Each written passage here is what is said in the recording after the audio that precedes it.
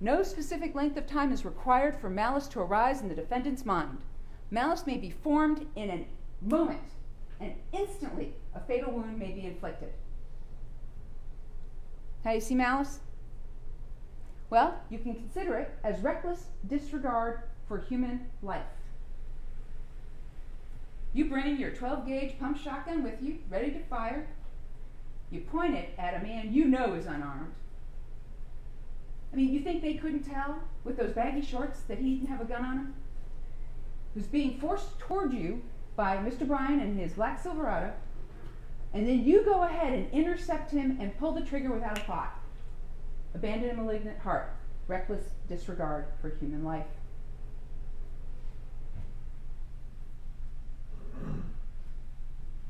And they're in it together. Greg Mcmichael and Travis Mcmichael are acting together in concert in the truck.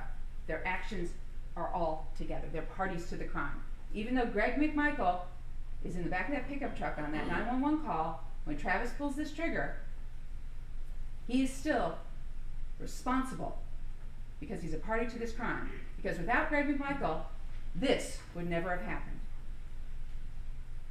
Now, felony murder, once again, is based on the 4 felonies.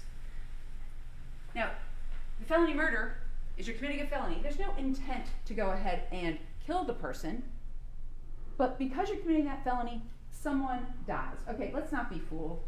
We're not talking about but for his parents getting married. That's the red herring. What are we talking about, ladies and gentlemen? But for the felony. Okay, that's the thinking. But for the criminal attempt at false imprisonment. But for the false imprisonment. But for the aggravated assault with the motor vehicles. But for the aggravated assault with the shotgun. He wouldn't be dead. That's how you think about it. Look at these crimes and ask yourself, okay, if we take that out, would he be alive? It's real simple. The answer is you can't take out any of these crimes. You take out any one of these crimes that they committed, and he's still alive. All of the underlying felonies played a substantial and necessary part in causing the death of Ahmaud Arbery. What do we have? Aggravated assault with a shotgun. Pretty simple. The aggravated assault was continuous. Started with pulling that shotgun up. Ahmaud Arbery was 30 to 40 yards away. Not an imminent threat at all. And what did it do? It ended with the pulling of the trigger, shotgun blast here, pellets right here. Did that felony contribute? Of course it did. It's the cause of his death. Aggravated assault with pickup trucks. I want to be real clear about this. You do not have to hit the person with the pickup truck. The judge is going to charge you that actual injury to the alleged victim need not be shown. What has to be shown? This. Were the defendant's actions such that it placed Ahmaud Arbery in reasonable fear of immediately receiving a violent injury? What did Mr. Bryan do? He actually ran him into a ditch. Check. I mean, Mr. Bryan right now, aggravated assault with his motor vehicle, check. Felony murder, check. Because this contributed to his death. This played a substantial part because it put Mr. Arbery in reasonable fear of Mr. Bryan and that truck. So what do we know? We know that Mr. Arbery was running back up Holmes when Mr. Bryan came back down, and he had to turn around at that blue mailbox. We don't see him turn around, but see how far he is at that blue mailbox, and he heads back toward the white truck. If he wasn't already in fear of Mr. Bryan and his Silverado, would he still be alive? Yes. But because of what happened over on Burford, because of the criminal attempt at false imprisonment and this aggravated assault, Mr. Arbery's dead. False imprisonment. You violate the personal liberty of Ahmaud Arbery. You unlawfully confine and detain him. Well, how do you do that? Well, you chase him down with a Ford F-150 or a Silverado. And they did confine and detain him on Holmes. Ladies and gentlemen, come on. We've looked at this. All right? What do we got? We've got Mr. Bryan chasing him up Holmes. Now, yeah, this line doesn't go far enough, because what did Travis Mcmichael tell the police? I stopped a few houses down, got out of my truck and shouted at him, stop, stop. Now, he denied it on the stand, but that's what he told the police in his written statement, the one he had an hour to fill out, right? So Mr. Arbery got this far and had to turn back around. Then he goes back this way. Then he has to go back down this way because now he's turned around. Now he has to come back this way once Mr. Bryan turns around. He went up and down this street at least 4 times. I mean, come on. Confined and detained on homes. That's false imprisonment. Up and down 4 different times, right there.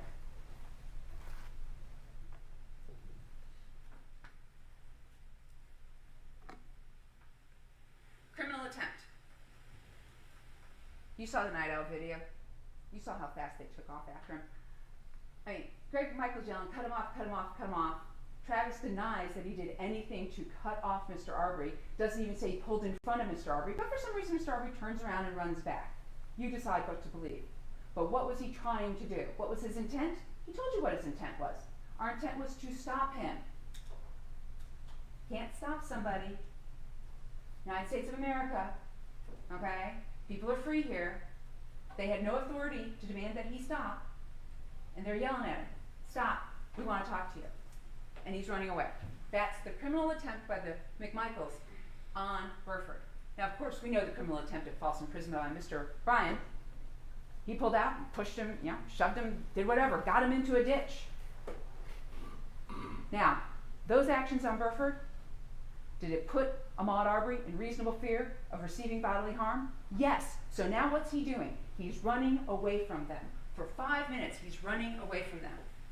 If they hadn't put him in reasonable fear of receiving serious bodily harm so that he ran away from them, would he be dead? The answer is no. Therefore, that substantially contributed to his death. Because why? All right? Where did he go? He went up Holmes. Now, this whole thing of, the reason he didn't really run out this way is Mr. Albenzi was down there with a gun. Nobody has x-ray vision. Mr. Albenzi had the gun in the pocket of his overalls, okay? And what do we know Mr. Albenzi did after all this? He went home. Remember? He walks back and he goes on home. Goes on home here. So this idea that Ahmaud isn't going to run this way because Mr. Albenzi is out there, we don't know what's in the mind of Ahmaud Arbery. Not at all. But what did Mr. Bryan do? Well, Mr. Bryan got in front of him and then went to back up at him, and that's when he turned up Holmes. Those are the words of Mr. Bryan. I pulled in front of him, I backed up at him, and that's when he turned up Holmes. Therefore, the criminal attempt at false imprisonment substantially contributed to the felony murder. Based on that alone, ladies and gentlemen, criminal attempt at false imprisonment, guilty. Felony murder for that on all of them. Mr. Bryan included, and the Mcmichaels, guilty on felony murder. So, but for his actions, would Ahmaud still be alive? If he had not helped to stop Ahmaud with his Silverado, would Ahmaud still be alive? The answer is, yes, he would have been. That's all you got to think about is, well, what did he do to contribute to help the Mcmichaels? The answer is yes. Mr. Bryan played a substantial and necessary part in causing his death. He is responsible for the murder of Ahmaud Arbery. All right, so that brings us to self-defense. All right, I'm just going to go over this quickly. I want you to know what the basics are, the essentials, okay? Because self-defense really applies to the aggravated assault with the shotgun, okay, and the murder charges. So what have we got? One can use lethal force in self-defense, but only under certain circumstances. You can't claim self-defense if you are the unjustified initial aggressor, meaning if you started it. Who started this? It wasn't Ahmaud Arbery. If you're committing a felony against that person, once again, we're back to our convenience store armed robber. He doesn't get to defend himself against the clerk he's robbing. He doesn't get to claim self-defense. He's committing a felony. In this case, they committed 4 different felonies, including the aggravated assault with the shotgun They started it. They do not get to claim self-defense. And then, of course, provocation. You can't force someone to defend themselves against you, so you get to claim self-defense. This isn't the Wild West. No. So there's 3 instances where the defendants don't get to claim self-defense, and they committed all of them. So once again, initially provokes the use of force against himself with the intent to use such force as an excuse. No Wild West. This is the important one. Cannot commit aggravated assault with a shotgun, with trucks, false imprisonment, or criminal attempt at false imprisonment. Any of those. Not justified in using force. If you're doing any of those things, they were doing all 4 of them. And you're not justified in using force if that person was the unjustified aggressor. You can't start it and claim self-defense. And they started this with their driveway decisions. So here's some main concepts. The defendants had to believe the deadly force was necessary. There were no other alternatives. Pointing a shotgun at somebody. There were a whole bunch of other alternatives to that. That belief must be reasonable. And once again, that's reasonable for everybody. That reasonableness applies to you. That reasonableness, there's no special exception for previous training in the Coast Guard or law enforcement. The reasonableness standard in Georgia applies to everyone equally.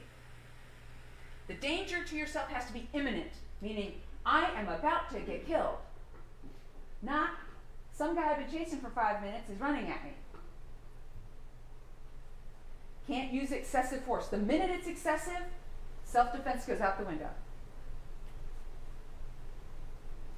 The defendant's reasonable belief must be what prompts him to use force. What prompted Travis Mcmichael to pull up that shotgun? He wanted him to stop. He was trying to get him to stop. Oh yeah, you're not going to stop for me and my dad? Up comes the shotgun. Now you're going to stop. Okay, you're not going to stop. You're going to go around the truck. That's fine. He goes to intercept him. He's not afraid. He moved toward Mr. Arbery. He moved toward Mr. Arbery with the gun. He's not afraid.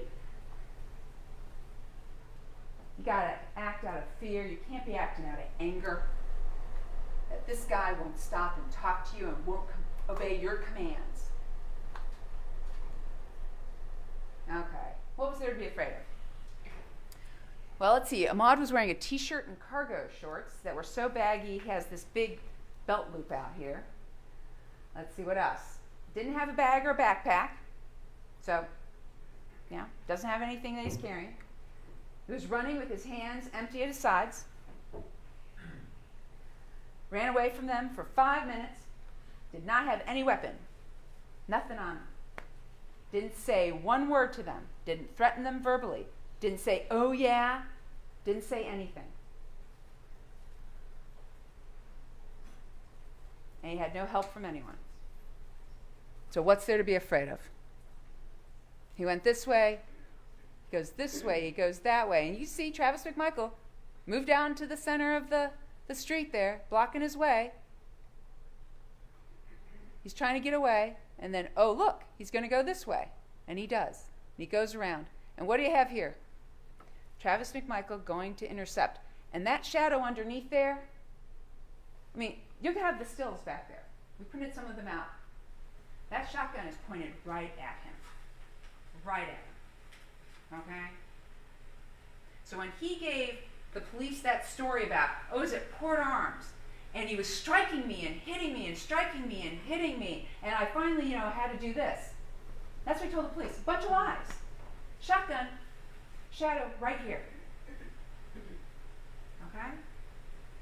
Here's the other thing, ladies and gentlemen. Lawyers aren't good at math, but I'm going to trust you guys are. What did the ME say? This arm on Ahmaud Arbery was 26 inches. This arm on Ahmaud Arbery was 25 inches. And the barrel of that shotgun is over 28 inches. Do the math. Did he hit him? Did he punch him? Did he strike him? When the shotgun's like this? It's easy. Do the math. This is what Travis Mcmichael did. There's no fear here. There's only anger. Remember, it's a standard of reasonable beliefs that the force used is necessary. Do you really believe he had no other choice but to use his shotgun? Is that what you really believe? No other choice. What are the alternatives? Well, the first alternative is don't start this. I'm going to tell you something. My husband, he always tells this to our three nephews, David, Ben, and Sam. And what he says is, there's some rules for life. You know what those rules are? Don't go looking for trouble, because you will find it, and it is not going to turn out the way you think it is. What he's really saying to them is, don't be that guy who starts the bar fight and goes, let's go out in the parking lot. That's what he's really saying to them. But it's a life rule. You go looking for trouble, and what's going to happen? So don't leave the house. Here's an alternative. Call the police. Don't chase down strangers to confront them. Mm-hmm. Don't go after pedestrians in your truck. I mean, common sense tells you, you pull up in a truck on somebody who's like a pedestrian who's out for a jog. I mean, I don't know, are any of you runners? You ever had a strange truck pull up and have some people start yelling at you? Would that startle you? I don't know. We don't know what was in the mind of Ahmaud Arbery. But, I mean, what do you think? Did it cause some fear for him? These strange men pulling up in this truck and then not relenting and not backing off? This was 3-on-1. How about some empathy? Remember leaps? Listen, empathize. Where is Travis Mcmichael's empathy? Where's Greg Mcmichael's empathy? Where do they go? You know, wow, I wonder what I'm doing to this other person. I wonder what it looks like from their point of view. I wonder if we might be scaring or startling this person. I wonder if it may be so bad that they might react in a negative way. Where's the empathy? How about don't bring a shotgun with you? This is really easy. Call the police. Because what did Officer Rash want? Remember Officer Rash? He said he wanted them to be witnesses. I mean, so call the police. Follow behind Mr. Arbery at that 2 miles an hour. Where's he going to go? They could have followed him all the way back to Fancy Bluff and Boykin Ridge. On the phone going, he's turning left. He's turning right. Ooh, okay. That was a real easy choice, but did they choose to do that? No, they confronted him. They chose to confront him. They didn't need to. They didn't have to. I mean, they could have followed. I mean, he's a jogger. How fast is he going? Don't point a shotgun at people unless you're going to kill him. Don't point a shotgun at people unless you're going to kill him. How do we know he intended to kill him? He pointed a shotgun at him. How about you stay on the driver's side of the truck? Don't go around to the front of the truck. Real easy. All right, so let's go ahead and take a look at citizen's arrest, because this is really important. The law of citizen's arrest, okay? So first off, the defendants never ever said citizen's arrest. They never ever said we're making an arrest. They never said we saw him commit a crime. So ladies and gentlemen, where in the world did the citizen's arrest thing come from? Because it didn't come from the defendants on February 23rd, 2020. Where did it come from? So what is the law? A private person may arrest an offender if the offense is committed in his presence. What does that mean? Right here, right now, I saw you commit an offense. Okay? I saw you criminally trespass on that property right here, right now on February 23rd, 2020. I saw you commit a burglary. I saw you commit whatever crime it is, it's in your immediate presence. Or within immediate knowledge. Okay, we talked about that. The guy at Walmart is not standing next to the shoplifter when she shoplifts, but in real time, what's he doing? He's watching it. We're not talking about videotapes. You can't watch a videotape from November and then have it in your immediate knowledge. Okay, remember, the judge is going to tell you it's synonymous. It means the same thing, meaning in your presence or immediate knowledge means immediately you know because you saw it. That's what that means. That doesn't mean watching a videotape on February 11th with Officer Rash in front of 220 Satilla Drive. That's not what that means. A private person may arrest an offender if the offense is committed in his presence. Did Ahmaud Arbery commit any offense in the presence of any of these defendants? The answer to that is no. Boom. Citizen's arrest is gone. But yes, I am going to continue because there's some more caveats. If the offense, the one that was just committed in your presence, is a felony, do you get why they're trying to make Ahmaud a burglar so desperately? Because if all he's doing is criminally trespassing. Your Honor, again, I don't like to interrupt closings, but this is not an accurate statement of the law that the court is going to give this jury. The parenthetical is not accurate. The parenthetical is mine. Totally mine. Okay? Well, I've made an objection, though. I'm asking for a Just ruling. explain. Yeah, the parenthetical is what the state is arguing. The rest is the charge of the court. The charge is going to be provided to the panel, and with the same explanation I provided a little bit earlier on what the law is going to be, the court is going to provide you the law of the case. Counsel, you may proceed. Thank you. So, okay, the first sentence is, a private person may arrest offender if the offense is committed in his presence. Okay? You can arrest if the offense is committed in his presence. If the offense, and that's my parenthetical to remind you, if the offense, we're talking about that offense, the one that was just committed in your presence is a felony, and the offender is escaping or attempting to escape, right then and there. Judge, that is not the No. law that the court's going to give, and we've had this discussion. It's a talked- misstatement. It's a misstatement of the law. We would object. I join in the objection this made. It's noted. You understand this is my argument. The judge is going to give you the law, right? And he's going to have it written out for you, and he's going to read it to you. But this is the state's argument, that the offender is escaping or attempting to escape. The state's position is that what that means is, I saw the crime, I can't chase after the person, I just have to try and arrest them right there. But if it's a felony, and if they're escaping, they're running away, I get to chase after them. I don't get to chase after them unless it's a felony and they're trying to escape. All right? A private person may arrest him upon reasonable and probable grounds of suspicion. That's the state's position. We have to object and have a conference with the court. No, we're going to let the state continue. We talked about this in the charge conference. The objection is noted. We move for mistrial. Based on the incorrect statement of the law. We join.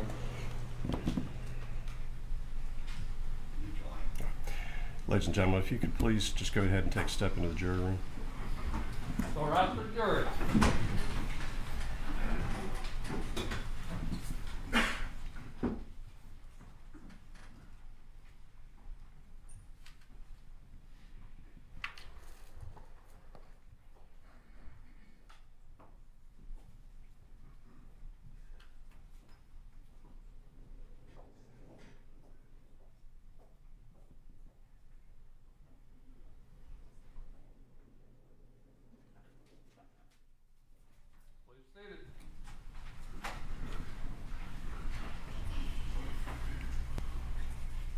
All right, the court had a charge conference Friday. I was provided a bunch of arguments over the weekend that we are making part of the record. So I understand the objection is being made to the law. I've indicated the law is going to be provided to the panel. I've indicated the court's position with respect to the law.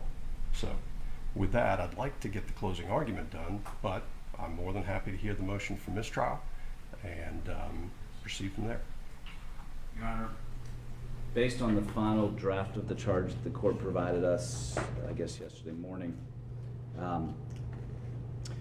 the court is going to charge that a private citizen's warrantless arrest must occur immediately after the perpetration of the offense, or in the case of felonies, during escape. If the observer fails to make the arrest immediately after the commission of offense or during escape in the case of felonies, his power to do so is extinguished. That's not what the state's arguing. They're arguing and it's a clear misstatement. The court should simply instruct the state not to argue an incorrect statement of law rather than putting the burden back on the jury to understand what the state's saying, what we're saying, and now what the charge is saying. The court has the power to do so and should do so. In further support of the motion for mistrial on behalf of Greg Mcmichael, obviously, this is the last word by any counsel in the case, and to argue the state's case, which we're perfectly fine with they're doing, is to argue the facts and evidence as the law applies to them, but not as a misstatement of the law applies to them that we can't correct, except by making an objection when the incorrect law is being given to the jury by the state. So there's no way we can fix it. We're asking the court to fix it, not by simply saying to the jury that the law is going to come from the court, which it will, but that this is a misstatement of the law and this argument is improper. You join? Mistake. Thank you, Your Honor. Yesterday, the defense got up here and argued their interpretation of the law.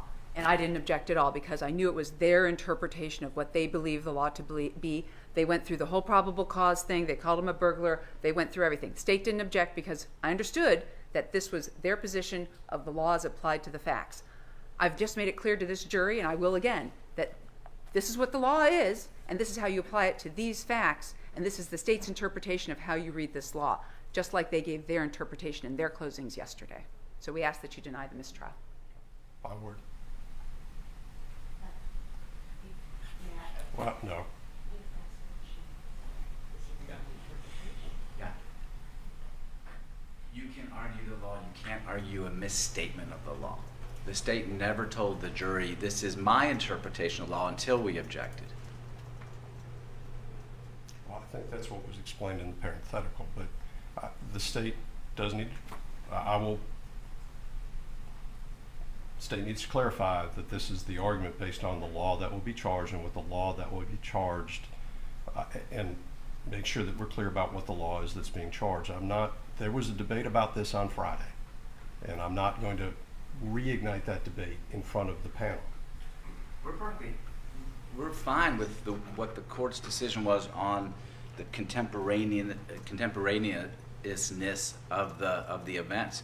The charge is great. It's the state's argument about what that means that's flawed, and it's fatally flawed. Well, the state has the right to, just like the defense had the right to argue that what escape means is escaping whatever this temporal period is. I understand the state to be arguing the same thing in a much more limited temporal period. I think the state's got the right to do that. The state needs to be sure, though, that it's clear that that is the argument that is being made as opposed to what the law is. And I think the charge is very clear about that. So the motion for mistrial is denied. If I may add, the state is arguing that the felony for the second sentence has to have just occurred in the immediate presence of the person seeking to arrest the escaping felon. That is absolutely a misstatement of the law. Even as the court agreed to charge it, that's not even correct. The second sentence does not require the felony to have occurred within the immediate presence contemporaneous with the escape and the chase. That is not the law. That's not the law the court agreed to charge. Your Honor, you're charging the statute. And the statute are those two sentences. The state's interpretation of that statute is if the offense, well, that is, the offense has to be committed in your presence or immediate knowledge. If that offense is a felony. I mean, that's what it says. If that offense, well, it's referring back to that first sentence. And the state's interpretation is, then that means that felony had to be committed in your presence. The person had to be escaping right then and there. And that's the state's argument to them, that they never saw anyone escaping from a felony that had been committed that day.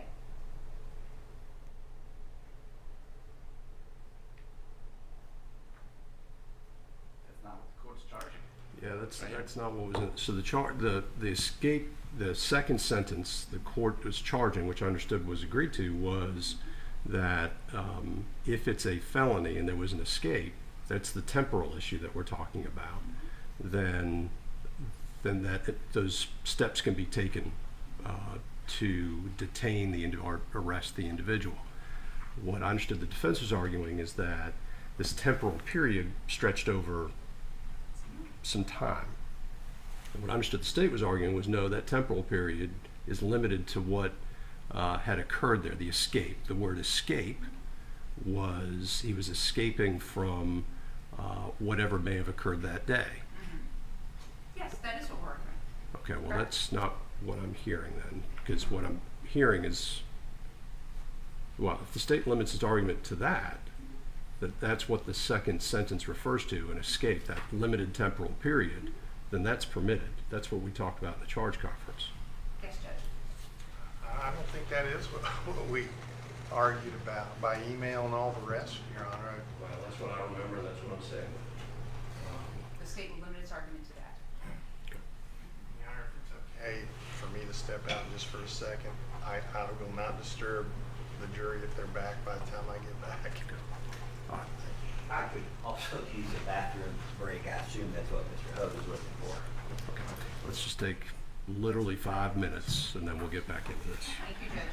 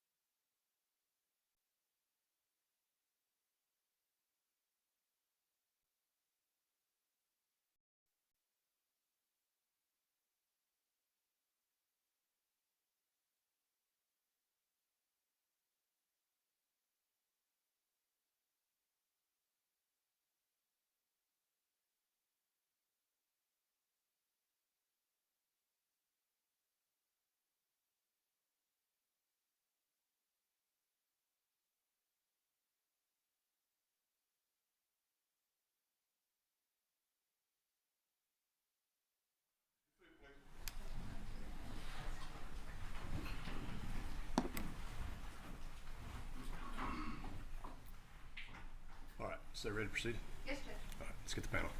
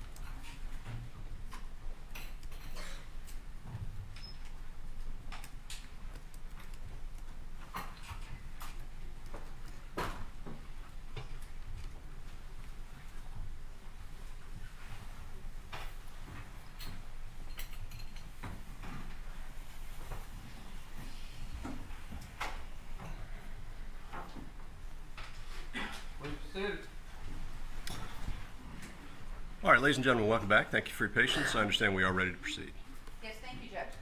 Ladies and gentlemen, like I said, the judge is going to give you the law. He's going to read it to you. He's going to give a copy to you, so you're going to have it back there with you. I encourage you to read it. So let's get back to where we were, the law on citizens' arrest.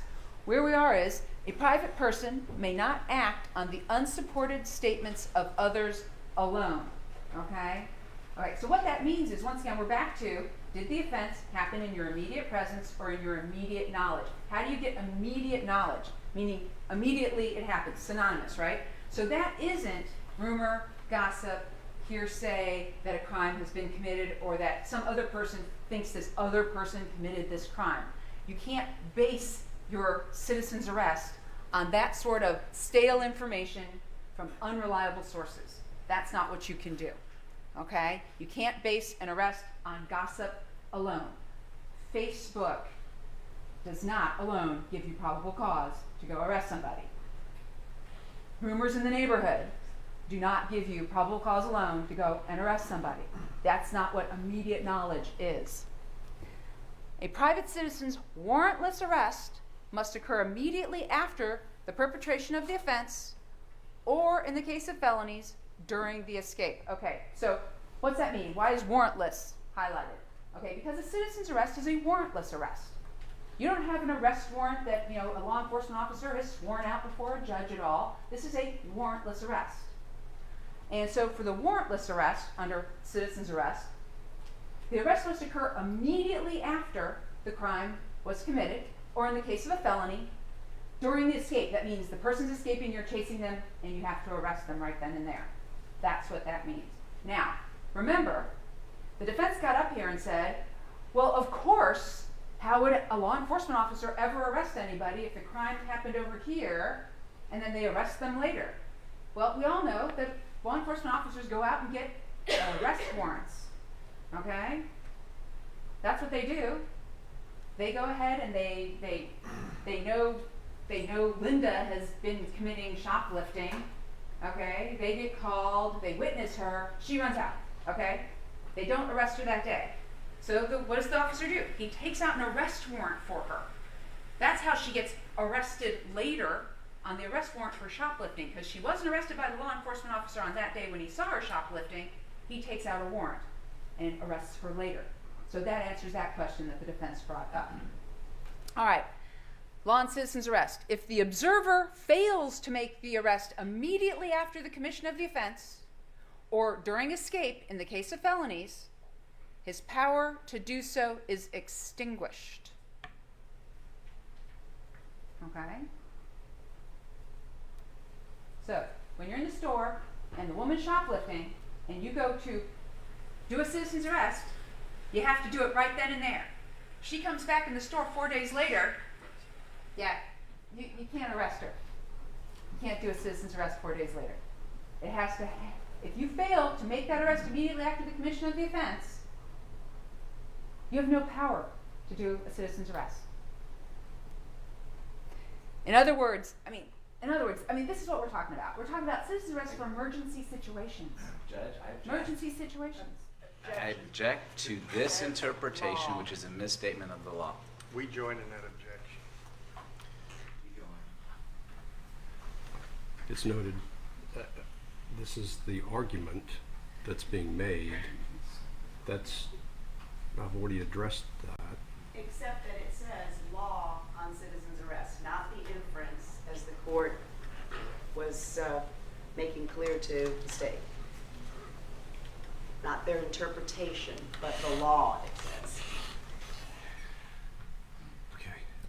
This maybe semantics with the slide. I don't know, and I have not gone through the slide. The law of the case will be provided by the court.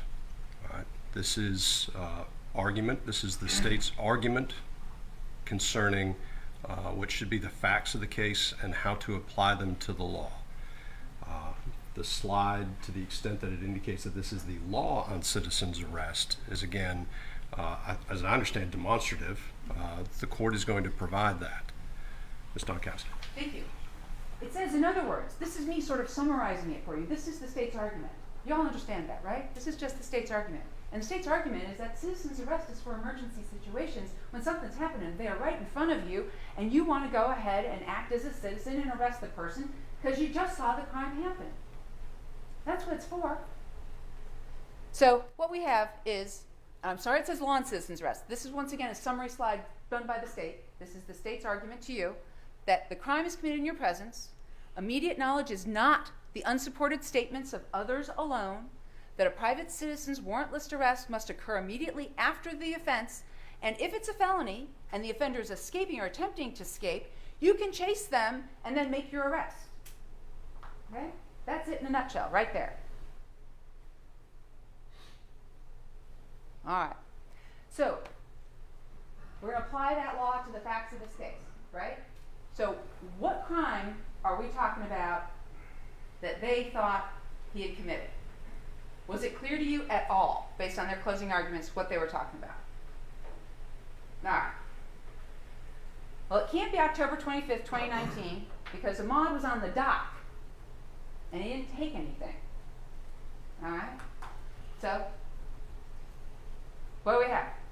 Well, we don't even have criminal trespass, because criminal trespass is when you enter on the property of someone else to do an unlawful act. All right, you decide. Did he enter on to 220 Satilla Drive on the dock to commit an unlawful act? Well, go ahead and look at the video. Didn't touch any of that stuff. Didn't steal any of that stuff out on the dock. Wandered around and looked around on the dock. All right? Let's talk about Larry English here. Larry English was not concerned about people there in the daytime. He didn't bother to even collect those daytime videos. Kelly Parr told you, yeah, there was a Sunday, I saw Ahmaud there in the doorway. You know? We don't know if it was December or January. Larry English couldn't have cared less. Might have been instances of other people there during the day, but he couldn't remember because he didn't care about people coming on the property during the day. What did he tell you? He told you he could remember his subcontractors were there, the kids came over there, and Mr. Billy. Don't know who Mr. Billy is. He would sometimes shut off the video cameras and not turn them on for days. Remember in his deposition, he said, yeah, I'd shut them off because they kept going off because people were over there and I'd forget about them and not turn them on. Okay, so he's concerned about his property, but he's concerned about liability because of those kids. He doesn't want one of those kids falling off his dock. Per Larry English, he's a contractor. And by the way, Larry English is the one who referred to it as a construction site. Remember? During his deposition, he called it the construction site. In his experience, it's very common as a general contractor to have people come in and out of the construction site. And what did he tell you? He told you this in his deposition. Nothing had ever been stolen from the construction site in all of 2019 and the first 2 months of 2020. Let's be really, really clear. This whole boat thing, that's a red herring. All right? Total red herring. Nothing had ever been stolen from the construction site. And you can see how much stuff is in there. You got lumber. You got all this stuff. Mr. Arbery never shows up with a bag doesn't back a U-Haul up to it and start loading out that big saw or anything like that. What does he do? He wanders around inside for a few minutes and leaves. That's all he does. But during late October or the beginning of November 2019, we have no idea what the actual date is, Larry English climbs up a ladder and looks down into his boat that's parked there and goes, "Oh my gosh, my stuff's missing." Okay, he notices it sometime in the end of October, beginning of November. He can't even tell you what date that was. Okay, and he calls Rash. He goes, "Okay, Rash, what do I do?" And he talks to Rash about this and says, "Well, I don't know when the stuff was stolen. I don't know who stole it. I think it was my subcontractors who stole it. They're the first suspects." But he also notes that the boat had been back and forth to Douglas where he lives during this time frame. So Larry English, when he's talking to Rash, now knows, I don't know when it was stolen, I don't know who stole it, I don't know where the boat was, and he decides to not even get the police involved. Because what does Rash say? If you want to report it to the police, what do? Call the non-emergency number, and an investigator will come out and take a report from you. We'll interview you, figure out what everything is. But what are the suspects from Larry English's point of view? Well, it's his subcontractors. It's the looky-loos, the white couple with the bag. I mean, that's from the 911 call. He thinks they're the people. And then it might have been the 4 teenagers in Douglas. So it can't be sometime in October, November when Larry English noticed the items missing from the boat, okay? Because we don't even have enough for Larry English to call the police and even do an investigation into this, because he doesn't know where the boat was, much less what date the stuff was stolen off the boat was. We don't know what date this took place. So he never told Travis Mcmichael, never spoke to Greg Mcmichael, never talked to William O'Brien about any of this boat thing. Okay? Travis Mcmichael knew the boat thing from gossip. An unreliable source. Stale information. Who told it to him? He told you. His mother. Greg Mcmichael knew about this from Officer Rash. And what did Rash tell you? Yeah, I went down and talked to Greg Mcmichael and told him that Larry English had the stuff stolen off his boat and that he suspects his contractors. They knew better. What was the intent? I mean, Officer Rash told you, my intent here was for Greg Mcmichael to be a good witness for the police. He's supposed to be a good witness. If he sees the guy over there again, he's supposed to call 911. And then he's supposed to go, hey, he went this way, he went that way. That's what he's supposed to do, be a good witness. Greg offers his contact information to Officer Rash to give it to Larry English, but Larry English never gets this text. He totally ignores it. Never makes contact with Greg Mcmichael. Never authorizes Greg Mcmichael to act on his behalf at all. Now, Larry English, it's completely reasonable.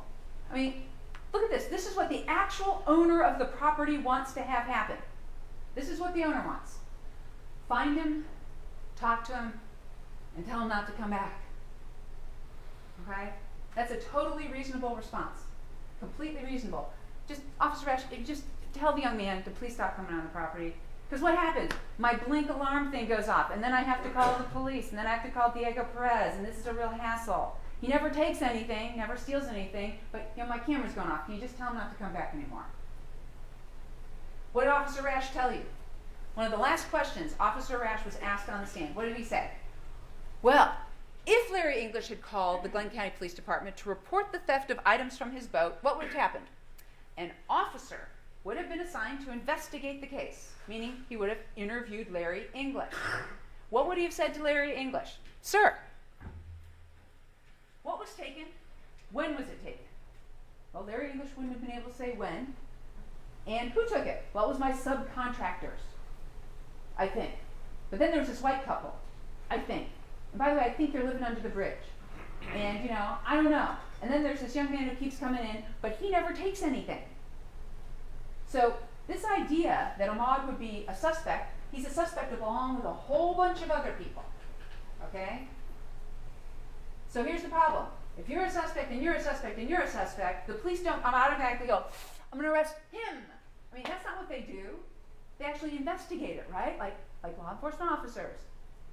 So the idea would be that an officer would go and look into it. That's exactly what Rash said on the stand. Do you remember this? He said, Ahmaud might be a suspect, but he would look into it. We don't even know when this stuff was stolen. Ahmaud would not have been automatically arrested just because Larry English made contact with the police. There would have been an investigation. That's what Rash told you. Rash, an actual law enforcement officer with a badge in a marked patrol car. So then we got the white couple with the bag. He calls the police on December 2nd. They're the suspected boat thieves now. Remember, even on December 1st, he's calling the police going, yeah, these are the thieves who stole the stuff off my boat. I want you to go and check them out. Now, here's what's really important.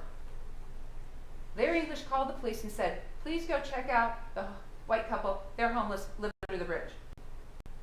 He did not go himself to confront the people under the bridge. I want you to compare and contrast this. Because what do we know about Greg Mcmichael and Travis Mcmichael at this point in time? July 13th, they went down and confronted the homeless man under the bridge with their guns. And then called the police to tell them about it, that he's a shady-looking guy. February 11th, Travis Mcmichael runs home, tells his dad, they get their guns, and they head back down to 220. He says, I'm calling parked in front of 220. All right? Where's Greg Mcmichael at that time? He's inside with his gun, about to run into Diego Perez, who's inside with his flashlight and his gun. Neither Diego Perez or Greg Mcmichael bothered to tell Officer Rash that they had both been inside already with their firearms on February 11th. Did they? Nope. And you'll note that the 911 operator stayed on the phone with Travis Mcmichael the entire time until Officer Rash arrived. That's important. Stayed on the phone the entire time so Travis could keep reporting what he was seeing.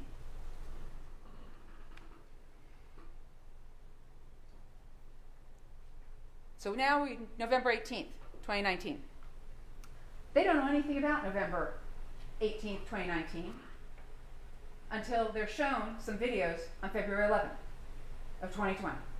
So they don't even know about this. And it can't be December 17th, 2019, because nobody knew about that at all. Even Larry English, I don't know. I found these on my phone.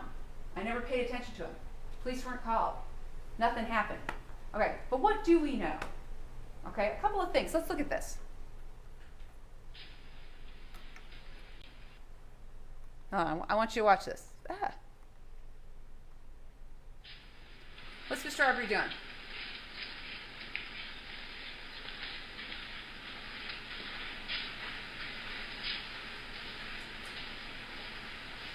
More importantly, what's Mr. Arbery not doing? All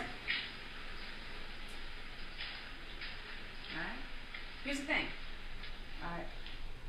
I'm gonna do this. I'm really scared, but I'm gonna do it. It's pitch black. Okay, it's pitch black. I'm in the house. I can't see. Okay, I know there's a table. I seriously do. There it is. Okay. Did you see Mr. Arbery do that? Did you see him do this? Did you see him run his shin into anything? Did you see him run into any of this furniture or this equipment? They keep claiming it's pitch black in there. Does he look like he's acting like it's pitch black? Okay? No. I don't know how he's seeing. I don't know if it's the street light. I don't know if it's the moonlight. I don't know if it's a combination of those things. But for him, he can see what's going on inside. What here? Just skirted that lawnmower. Didn't run into it. Didn't bash his elbow on it. And here's what we know Mr. Arbery did on December 17th. After he went in there for a few minutes and looked around, didn't take anything, didn't damage anything. This is what he did. Here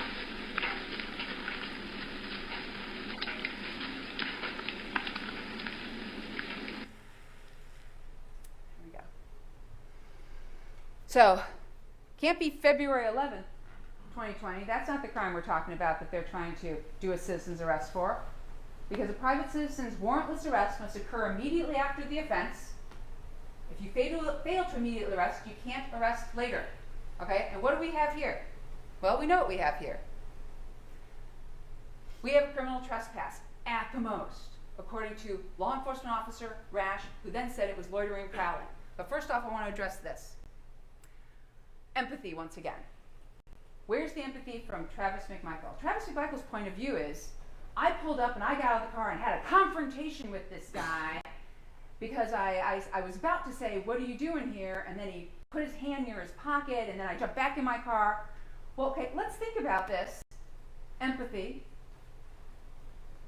Do Ahmaud's actions afterwards, does it look like he thought he was just in a confrontation when he walked into the house on February 11th? What did he do when he walked in the house on February 11th? Walked in, wandered around, looked around for a few minutes, and was gone by the time Diego Perez gets over there with his gun, right? So what do we got? Does it look like he just saw someone in a car out front and it was no big deal to him? I don't know. I don't know what he's thinking. I have no idea. You saw the video. What does it look like from the video? Is he in there hiding? Is he in there crouched down? Or is he just wandering around as usual inside? Remember, no one had ever told him to not be on that property. So, the thing is, what you're saying to me is you're going, but Linda, the defense got up here and said he's a burglar. He's a burglar, and he committed all these burglaries. Well, why are they saying that? Well, because they want it to be a burglary, so that it's a felony, so that if he's escaping from that felony that he committed, that burglary, they can chase him down.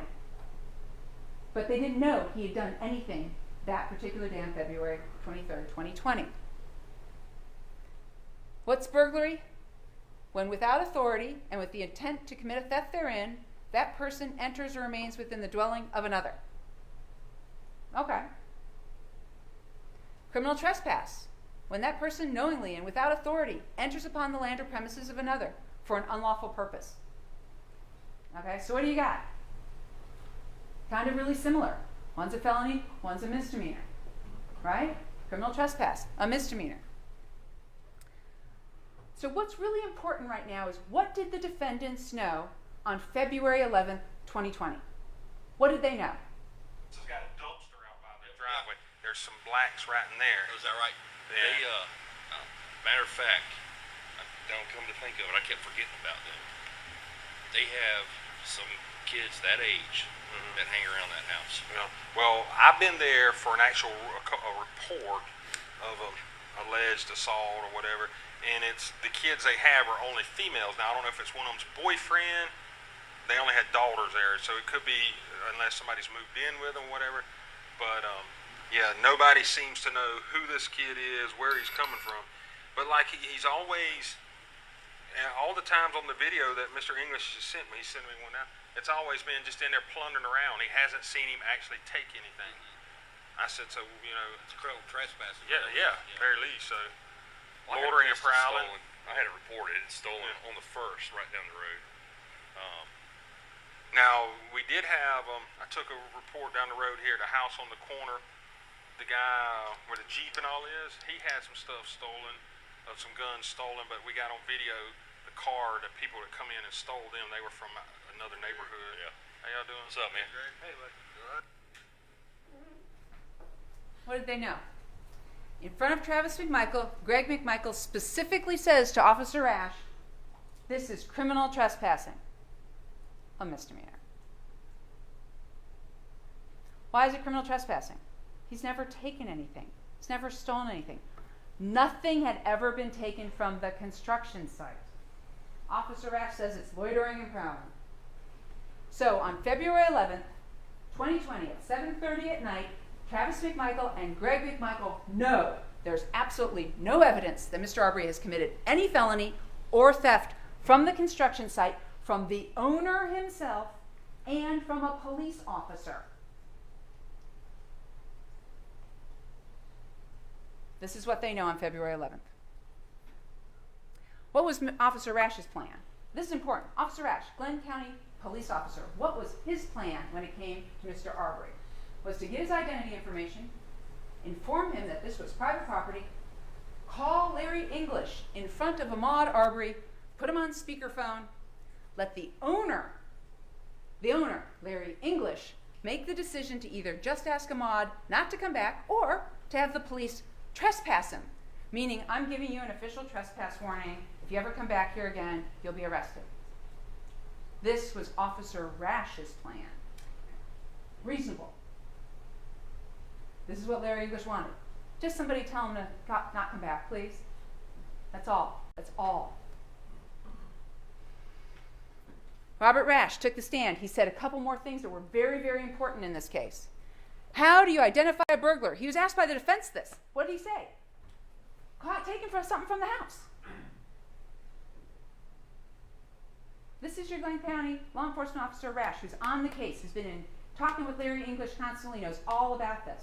What did he say to the defense? How do you identify a burglar? Because they get caught taking something from a house.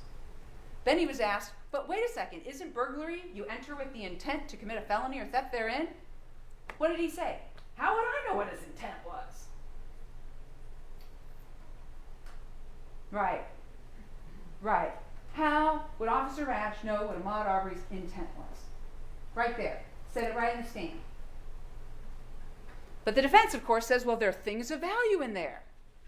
Okay, but those things of value have been in there. They were in there all of 2019. They were in there October, November, December, January, and February. And they were never stolen or taken.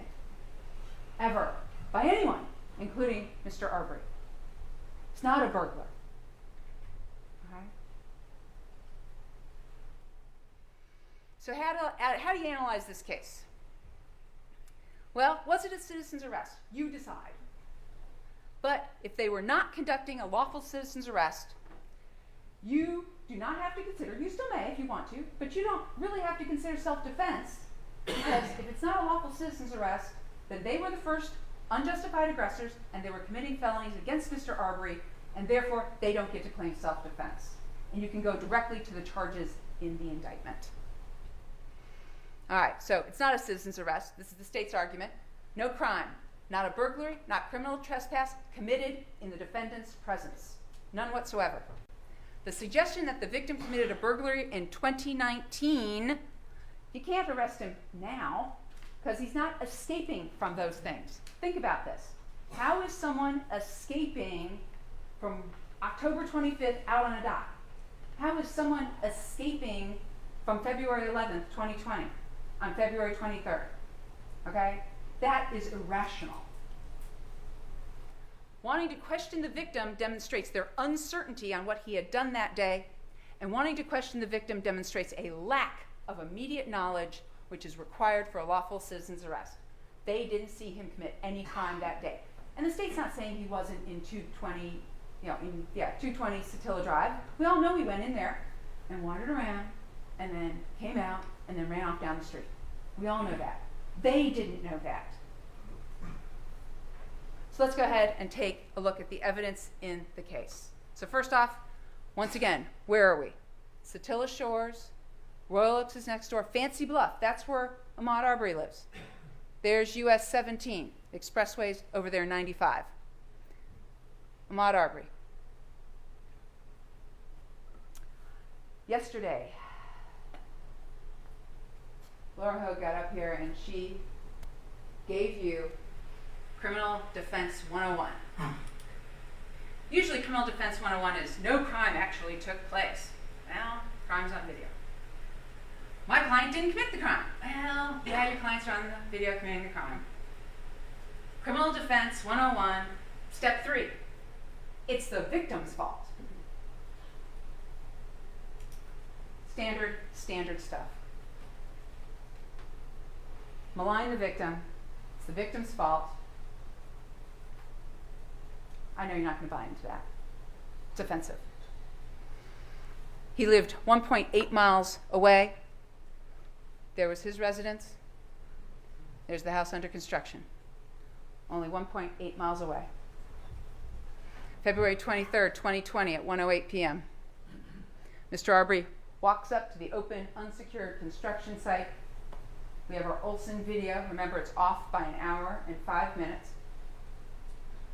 Per the video from inside 220, Mr. Arbery does not take anything, just does what he always does, wanders around and leaves.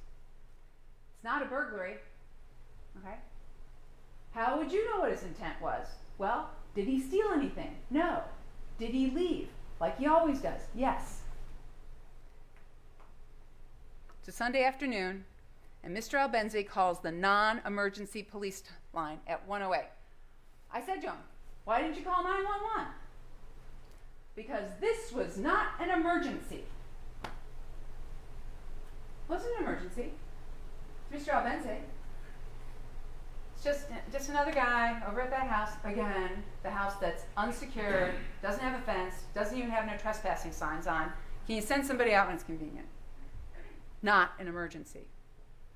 Greg Mcmichael is in front of 230 Satilla Drive alone, and he sees Mr. Arbery running down the street. Driveway decision 1. How do we know he didn't witness any crime? But the whole thing started when I saw this guy running down the street. He does not know that Mr. Arbery was inside 220. He only sees him running down the street. Travis Mcmichael certainly didn't know anything. He's inside, on the sofa. Greg Mcmichael assumed the worst. And so I thought, well, you know, he's running from somebody. He's just done something. You know, he might have hurt somebody or whatever, because, you know, this guy's been in and out of that damn one house over and over and over again, got him on videos and everything. That is not sufficient for a citizen's arrest. This is not probable cause. This is, I don't know what in the world this guy was doing, but he's running down the street real fast. That's what this is. And remember, he's talking to the police about what he believed Ahmaud Arbery had done that day. He must have done something today. He's running down the street. Let's chase after him with guns. That's what happened. Driveway decision. Greg Mcmichael chooses to arm himself with a handgun. Travis Mcmichael chooses to arm himself with a pump shotgun. These are their choices. Travis Mcmichael had his cell phone, but Greg Mcmichael does not take his cell phone to him. All right. This is really important, ladies and gentlemen. On February 11th, the 911 operator stayed on the phone with Travis Mcmichael the entire time. Right? So if Greg Mcmichael had actually made contact with the 911 operator, what would have been happening inside the truck? He'd have been on the phone with that 911 operator going, yeah, he's going this way, he's going this way, he's going that way. Okay? The fact that Greg Mcmichael was not on the phone with 911 giving them a play-by-play tells you that Travis and Greg knew they had not called 911. Travis knew his dad hadn't called 911. Okay? Neither one of them called 911. They had no intention of calling 911. Just like they went and confronted the homeless guy under the bridge and then called 911. Just like they ran back down on February 11, 2020 to the house and then called 911. What do? They get their guns, they go to do a confrontation, and then they call 911. Greg Mcmichael didn't even bother to take his cell phone with him. Obvious to Travis, he did not call 911. Travis Mcmichael. 60 seconds after Mr. Arbery has run past 230 Satilla Drive, he makes his driveway decision. Doesn't tell his dad to calm down. Doesn't tell his dad that no, he's not getting a shotgun and running after somebody. Doesn't tell his dad this is a really, really bad idea. We shouldn't do this. No, what does he do? His white F-150 pickup truck backs out of the driveway and heads in the direction that Mr. Arbery was running. This happens after he gets his shotgun and getting into his pickup truck. Travis Mcmichael testified that he went to the end of the driveway and he saw Mr. Albenze point one time down the street. There was no verbal communication by Mr. Albenze with the Mcmichaels. That was a lie.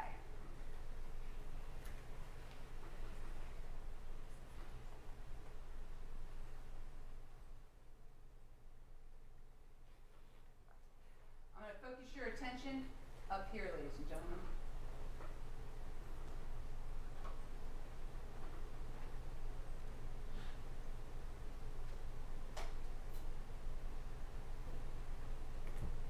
What we have here is 21325. Can y'all see this okay? Am I blocking your way? All right. So what we have here, as you can see, is Mr. Albenze, right?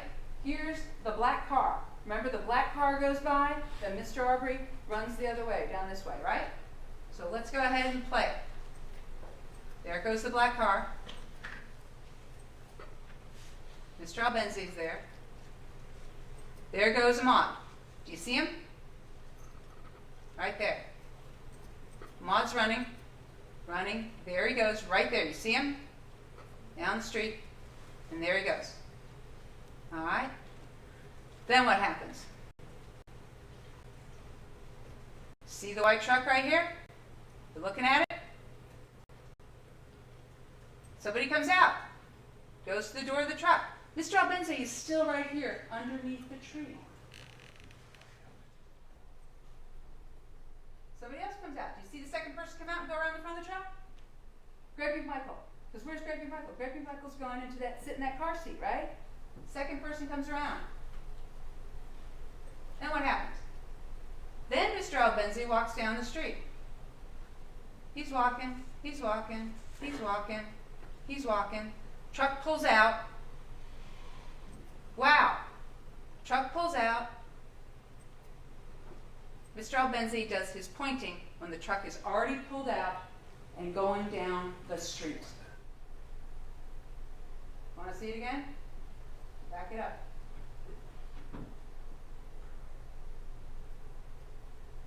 Here we go. There's Mr. Albenze. Here's the black car.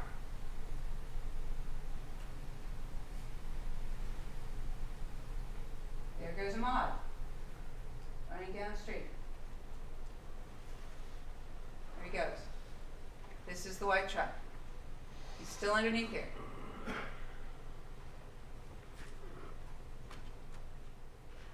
There comes somebody to the truck. He's right there. There comes Greg Mcmichael. He comes around. He gets in. Then Mr. Albenze starts walking down the street.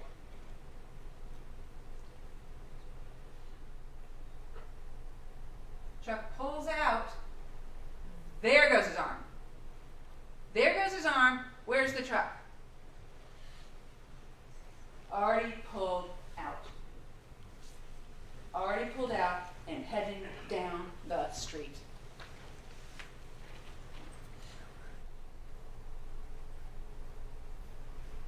All right. Should you trust the statements of Travis Mcmichael?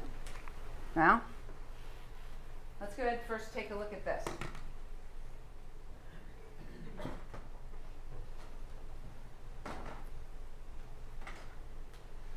He told you he's not going to chase or investigate someone who is armed.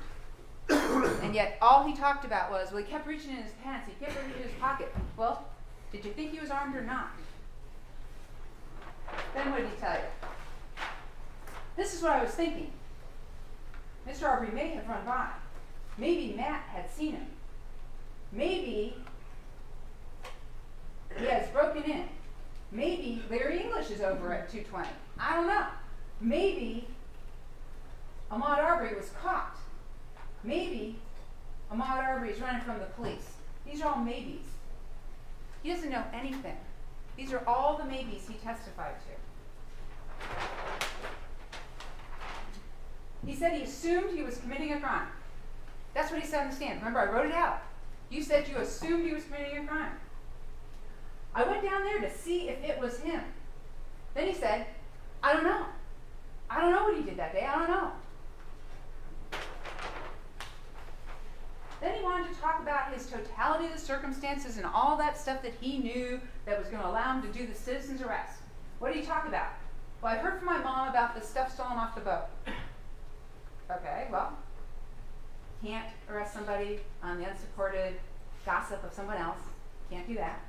And then, I saw him inside the house, and I knew he was in there on a couple other days because I'd seen video on February 11th, he saw these videos. Okay, well, that's not having committed a crime in his immediate presence. This is somebody showing you some stuff later. And then he knew about the white couple. Oh yeah, I knew there were other suspects for stealing the stuff and other suspects who had gone in the house, the white couple. Okay? And then he also said, well, yeah, and then there was the shady looking guy under the bridge. He was also kind of a suspect.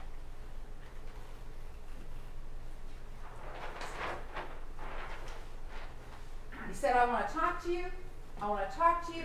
What happened down the road? I was ordering him to stop. What gives you the right to order Ahmaud Arbery to stop? My impression was that he could be a threat, because who knows what can happen. Oh my God. Self-defense, you have to think you're in imminent danger of receiving serious bodily harm or death. It's imminently happening. I'm about to die. My impression was that he could be a threat. Yeah, who knows what could happen. That's what I said on the stand.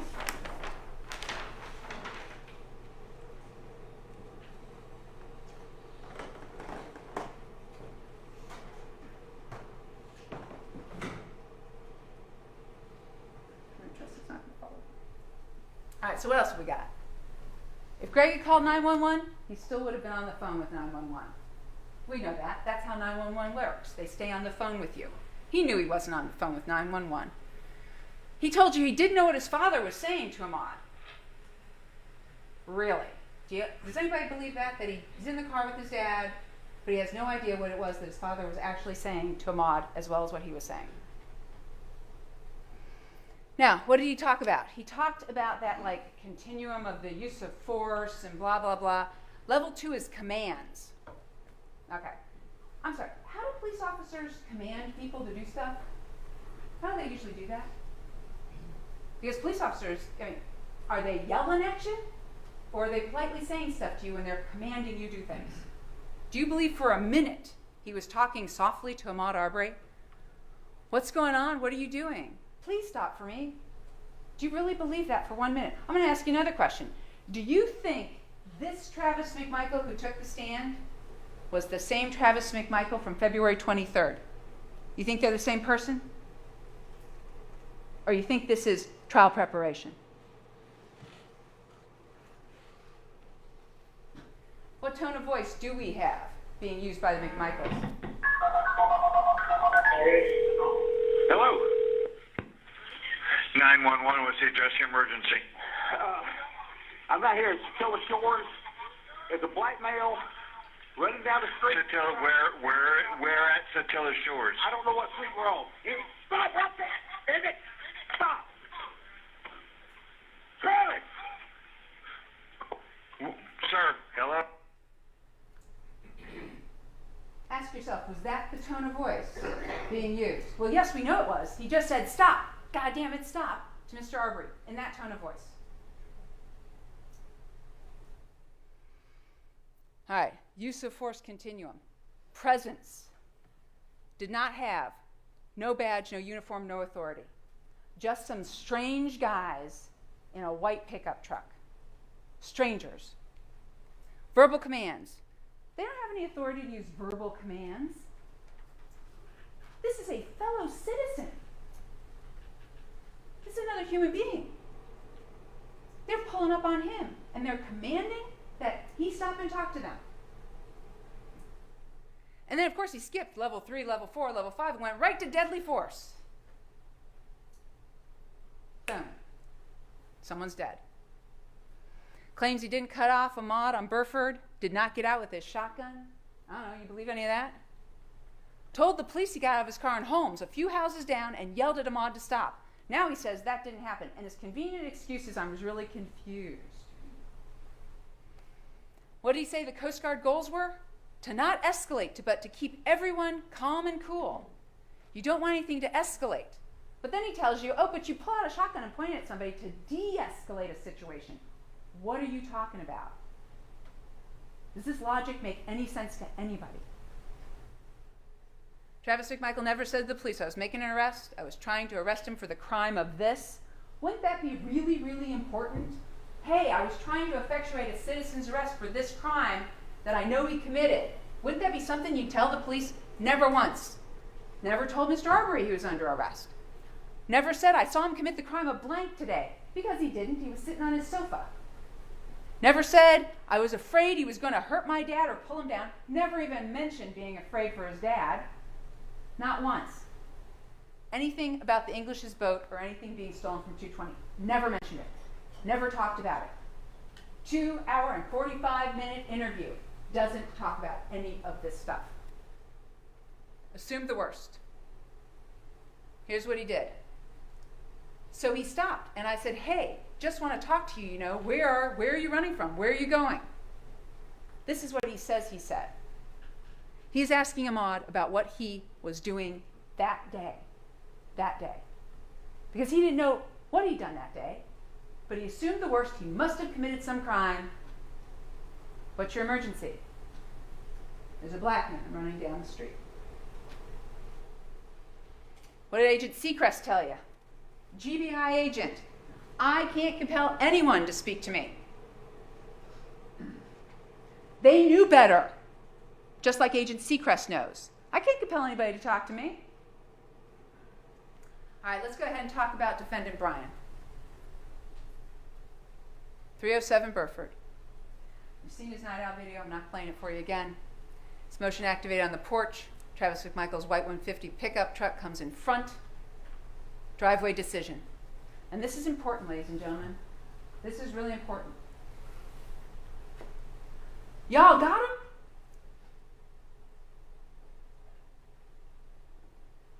Why is this important? What does this say? Mr. Bryan, from his porch, can tell that they are chasing and trying to falsely imprison, stop, define, confine Mr. Arbery. He can tell it from his porch. He knows exactly what they're doing. Y'all got him? He knows what they're doing, and you know what he chooses to do? His independent own decision. I'm going to go join him to try and stop this guy, confine and detain him. He just joins in and starts helping. His driveway decision. That is what being a party to the crime is. You go to help some people who are committing some crimes, trying to stop this guy and detain him and confine him. He joined in. Y'all got him? He knew exactly what the Mcmichaels were doing. What did Mr. Bryan tell you? So I just kind of sat there for a minute and didn't really know what to do. And then he was trucking. So, he closed in on me quick. And as soon as he got up to me, I overshot the road. I was kind of angled. I overshot the road and forced him to go down into the ditch right there. Aggravated assault with a pickup truck on Mr. Bryan's verdict form? Check. And I angled my truck at him again. I think he kind of turned around. I missed him or whatever. I missed him. He was intending to hit him. I missed him. When you say, well, I missed him, what does that mean you were trying to do? You were trying to hit this person. Then at the scene, he tells Officer Minshew, one time when I cornered him up over here on Burford, he was trying to get in my truck. He tried to get in my door. Okay. Trying to get in his door. Or, Mr. Bryan, did you get so close to Mr. Arbery that Mr. Arbery had to push off from your truck, getting white fibers from his t-shirt and his palm print on your truck? Because you got so close to hitting him, he had to push off to get away from you. I can't say for sure that he wasn't on the door. I didn't give him a chance to get to the door, but after I angled him off the side of the road, and I kind of went on past him because I didn't hit him, wish I would have, might have took him out and not got him shot, but I probably got past him a little bit, and he comes up on me, and I could see him in my mirror, and he was coming to the door, and I see his hands right behind the door. After I angled him off the side of the road, I kind of went on past him. I didn't give him a chance to get to the door. Yeah, towards the entrance, but I confronted him again. I angled at him again. We're now at aggravated assault number 3. Before we got to the road he was lying on, right at that house that's on the left-hand side, you're heading towards the entrance of the neighborhood. So he confronted him once again right there at that corner of Holmes and Satilla. I put it in reverse and was going to back up at him. And that's when he made his move to go down the road it happened on. Felony murder, right here. Felony murder for criminal attempt at false imprisonment. Felony murder for aggravated assault with a pickup truck. Mr. Bryan kept Mr. Arbery from running down Satilla Drive and out of Satilla Shores. He redirected him up Holmes. But for those actions, Mr. Arbery would be alive. Played a necessary and substantial part in the death of Mr. Arbery. All right, so I backed up and started going down that way. I think I angled at him again. Kind of forced him off the road or something right in here, and he turned around right here. The black guy did. He turned around maybe down this far or so. He turned around and started running back the other way, and I pulled into a drive or something and started to turn around. 4th aggravated assault with a pickup truck. There's his route.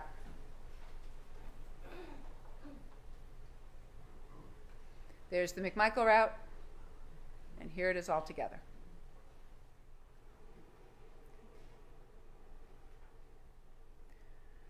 So once again, ladies and gentlemen, the indictment. How in the world could defendant Brian be held responsible if he was in his Silverado filming the murder at the time Travis Mcmichael murdered Ahmaud Arbery? How could Greg Mcmichael be held responsible? Okay, it's real simple.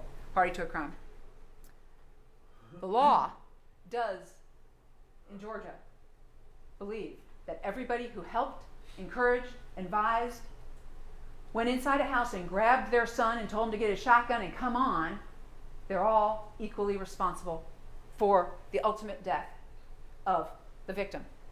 Because a person is a party to a crime only if that person directly commits the crime.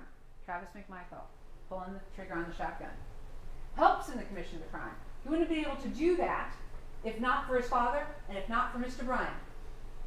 Intentionally advises, encourages. That's what Greg Mcmichael's doing.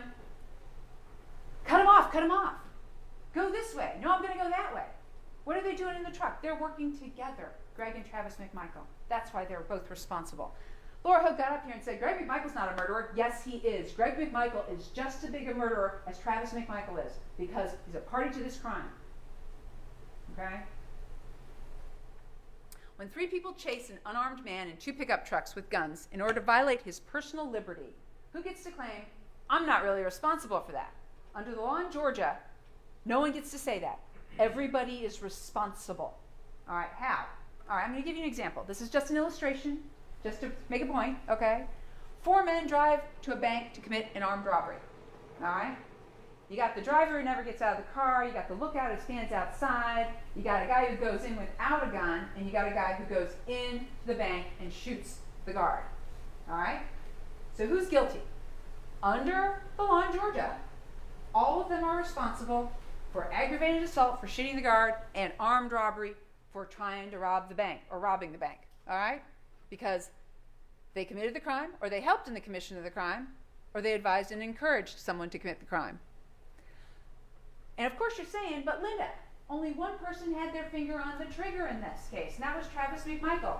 So how do we find Greg Mcmichael and William Roddy Bryan guilty of malice murder? Well, under the law in Georgia, it's as if they were all holding the gun together.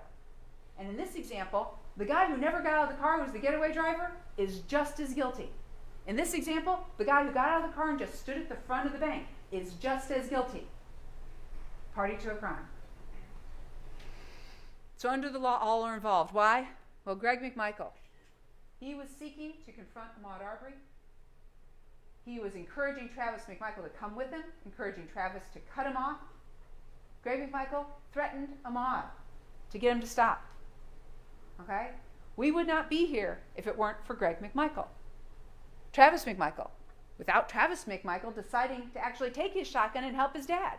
He could have told his dad, we're not doing this. Calm down. Call the police. There's a whole bunch of decisions both of them could have made that would never have resulted in Ahmaud Arbery's death.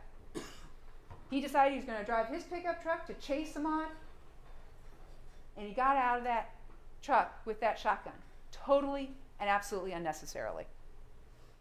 Mr. Bryan, who decided to help the Mcmichaels, without Bryan, who then assaulted Ahmaud in his pickup truck in an effort to falsely imprison him on Burford, without him redirecting Ahmaud onto Holmes, without Bryan chasing Ahmaud toward Travis Mcmichael,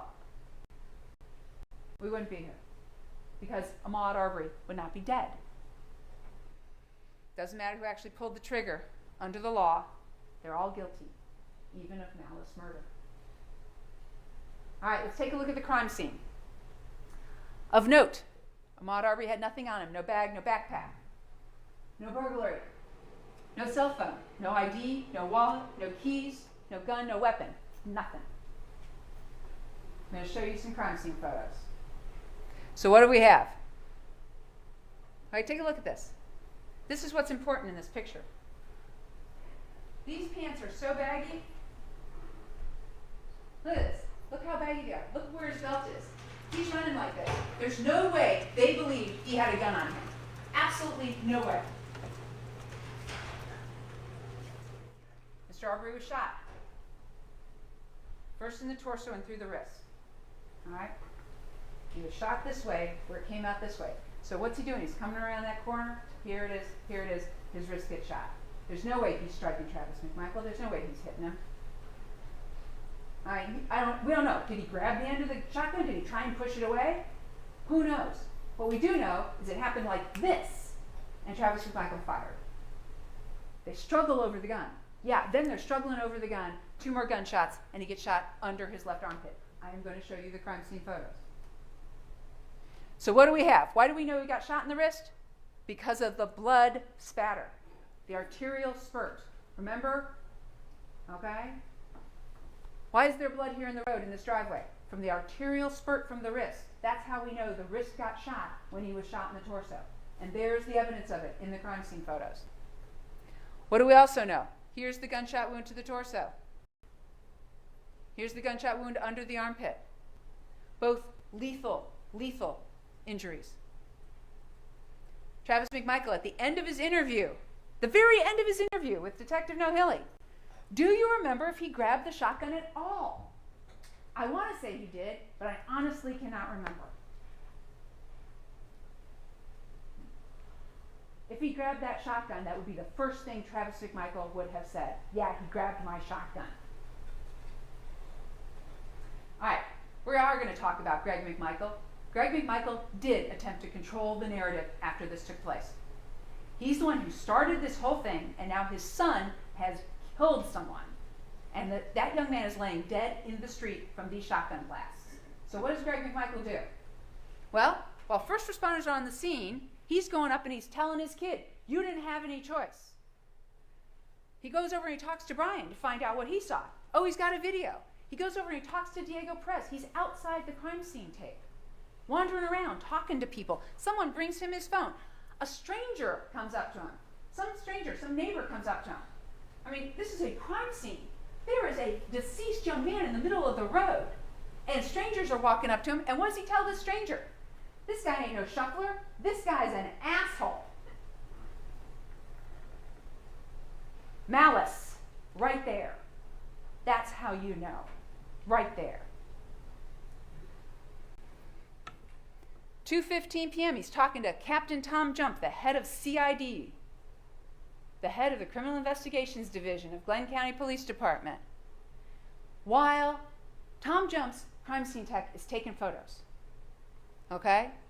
And then Greg Mcmichael drives his white truck from the scene. Sheila Ramos never got any pictures of the white truck. Sheila Ramos never got any pictures of the Silverado.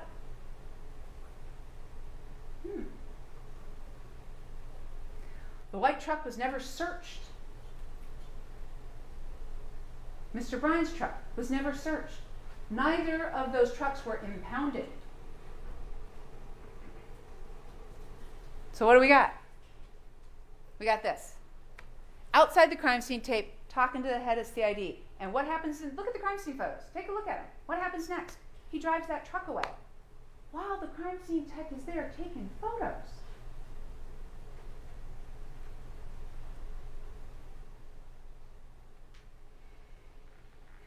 No one said Mr. Arbery had a weapon. Nobody said Mr. Arbery made any verbal threats or gestures. Nobody said I saw him commit a crime today. No one said I'm making a citizen's arrest. No one was trying to arrest him for the crime of anything. No one ever said any of these things on February 23rd, 2020. Greg Mcmichael's statements to the police. These are important. This is why Greg Mcmichael is guilty. Did this guy break into a house today? That's just it. I don't know. That's what I told what's-her-name out there. I said, listen, you might want to go knock on doors down there because this guy just done something because he was fleeing from. I don't know. He might have gone in somebody's house. You can't make a citizen's arrest because someone's running down the street and you have no idea what crime they have committed that day. You can't hold somebody so the police can show up to go, well, he must have done something. Why don't you police officers go figure out what it was that he went and did today? But that's what Greg Mcmichael told the police. Then he was asked, is he picking up anything or going through anything? You know, not that I recall. I don't think the guy has actually stolen anything out of there. Or if he did, it was early on in the process. But he keeps going back over there over and over again, this damn house. No one ever said, we have evidence that he stole items out of Larry English's boat back on some unknown date, so we were trying to arrest him for that. There's never any mention of Larry English's house and the stolen items off the boat. Not by anybody. My intention was to stop this guy so they could be arrested. Never says for what. Never says what crime it was he was going to be arrested for. I don't think the guy's actually stolen anything. Did he break into a house today? I don't know. And in that same sentence, he could be arrested or at least identified. So this is all for identification. This whole entire thing, this was all to do what? Identify Mr. Arbery. That's what we're doing. That's what Greg Michael says. How do you know it was an attack on Mr. Arbery? Strangers with intent to kill? I yelled, "Stop or I'll blow your fucking head off," or something. I wanted to know that we weren't playing. This is what he said to the police. Now, Laura Hogue got up here and went, yeah, he was just confused. He didn't mean that. He didn't remember what he said. Really? He proudly told the police, this is what he said to Mr. Arbery. We're going to kill you if you don't stop.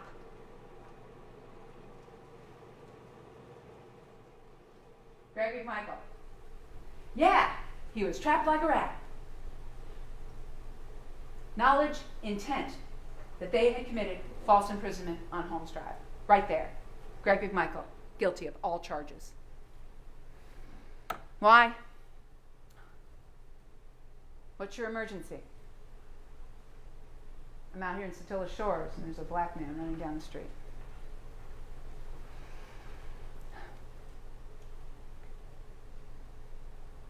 Yeah, this is what we get. This is what we get. Driveway decisions and assumptions. Right here.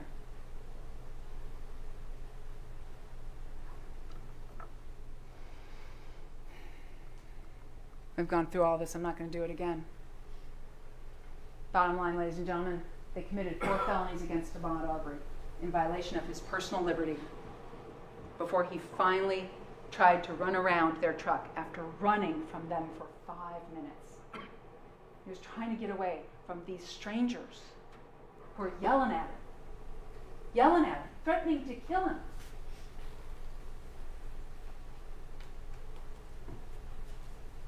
And then they killed him.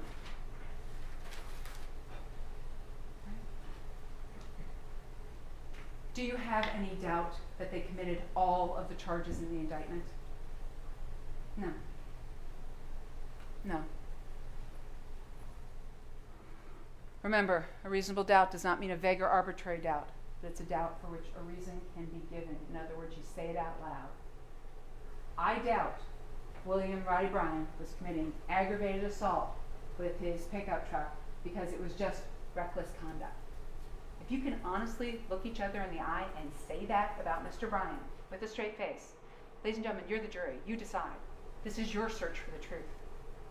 If you honestly can look at each other and say that out loud, then find him not guilty of the aggravated assault. Find him guilty of a lesser. Because you decide. You are Glenn County. I mean, today you are Glenn County.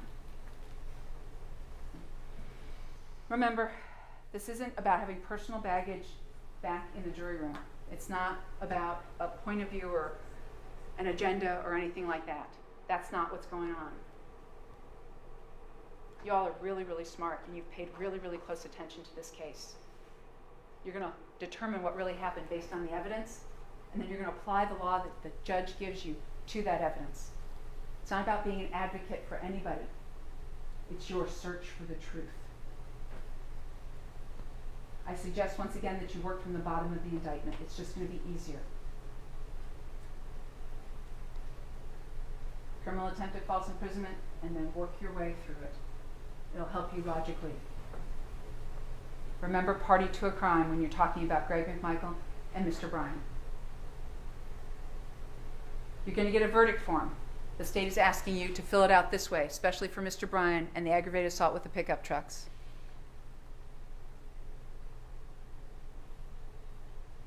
He's not guilty of simple assault. He's not guilty of reckless conduct. He's not guilty of reckless driving. He's guilty of aggravated assault for putting Ahmaud Arbery in reasonable apprehension, fear of receiving serious bodily injury.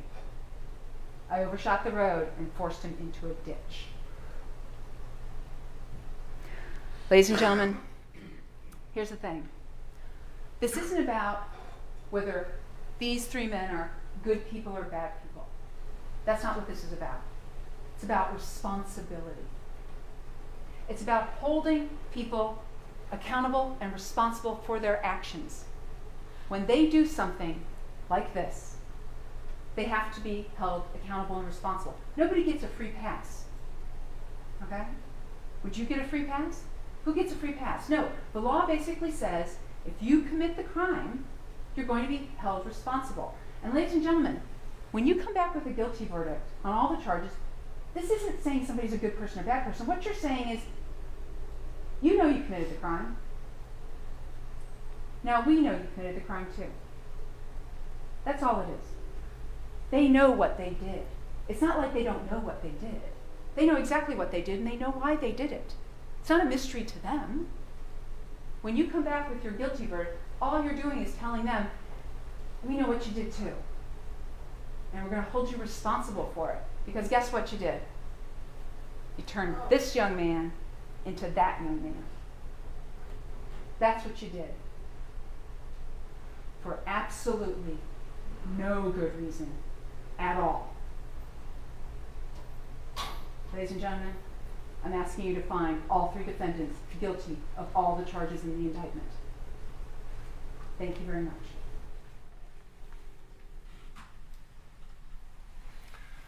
All right, excuse me. Ladies and gentlemen, we're going to take a 10-minute recess and then we're going to come back with the charge of the court. Do not begin your discussions or deliberations in this case until you have received the final charge of the court. Again, about 10 minutes, and we'll come back and get that onto the record. Thank you. All right for the jury.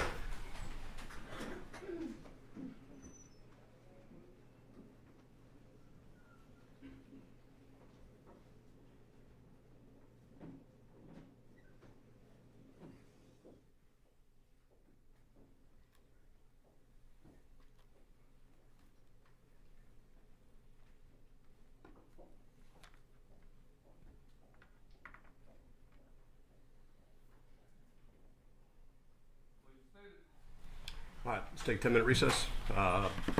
20 to 11 we'll reconvene. Thank you.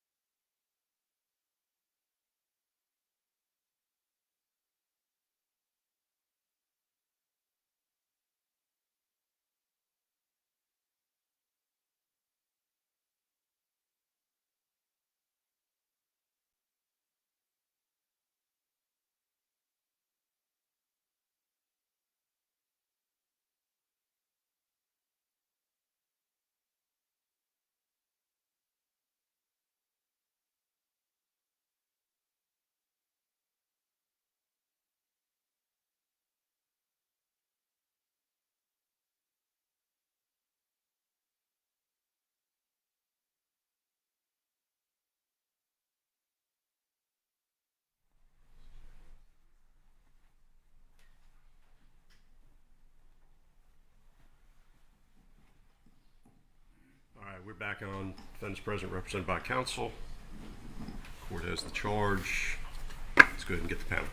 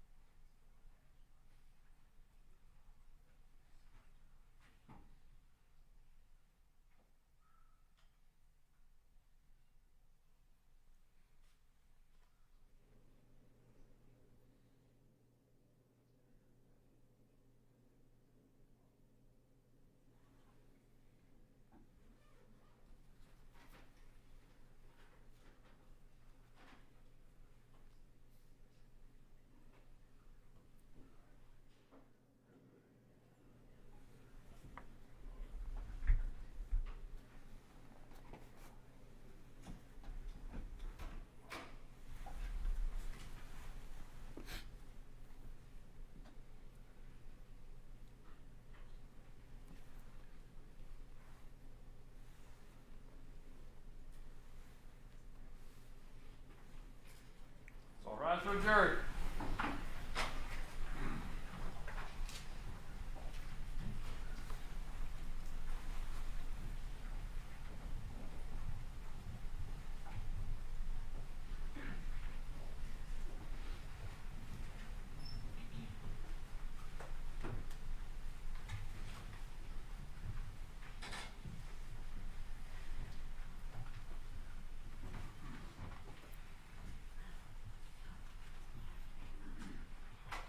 Please say it.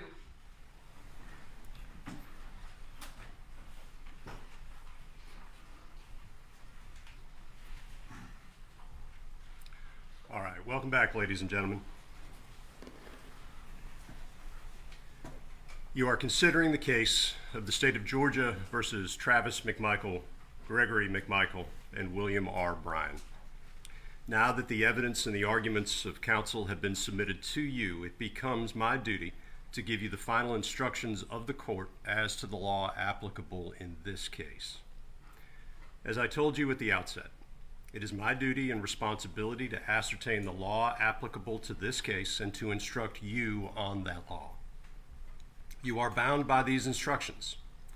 It is your responsibility to ascertain the facts of the case from all the evidence presented.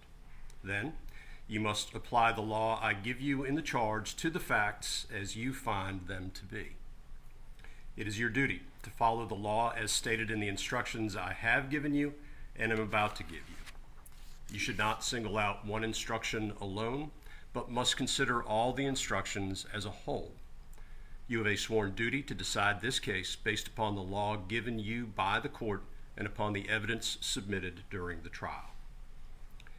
The defendants, Travis Mcmichael, Gregory Mcmichael, and William R. Bryan, in this case, have been indicted each individually and as parties concerned in the commission of a crime by the grand jury of this county for the offenses of malice murder, felony murder, 4 counts, aggravated assault, 2 counts, false imprisonment, and criminal attempt to commit a felony.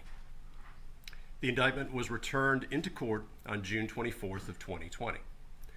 You will have the indictment with you at the end of the case, and you should consult it for the specific allegations brought by the state. The defendants have each entered a plea of not guilty to the indictment. The indictment and the pleas form the issues that you are to decide. Neither the indictment nor the pleas of not guilty should be considered as evidence. The defendants are charged in the indictment with crimes that are violations of certain laws of the state of Georgia. I want to emphasize to you that the indictment, including all of the counts therein, and the pleas of not guilty, are the legal procedures by which these criminal charges are brought against each defendant. The charges in the plea of not guilty are not evidence of guilt, and you should not consider them as evidence or implication of guilt of any crime whatsoever. The defendants are presumed innocent until each is proven guilty. each defendant enters upon the trial of the case with a presumption of innocence in his favor. And this presumption remains with the defendant until it is overcome by the state with evidence that is sufficient to convince you beyond a reasonable doubt that the defendant is guilty of the crime or crimes charged. No person shall be convicted of any crime unless and until each element of the crime is proven beyond a reasonable doubt.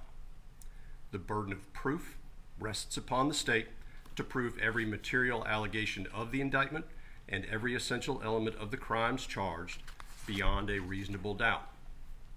However, the state is not required to prove the guilt of the accused beyond all doubt or to a mathematical certainty. A reasonable doubt means just what it says.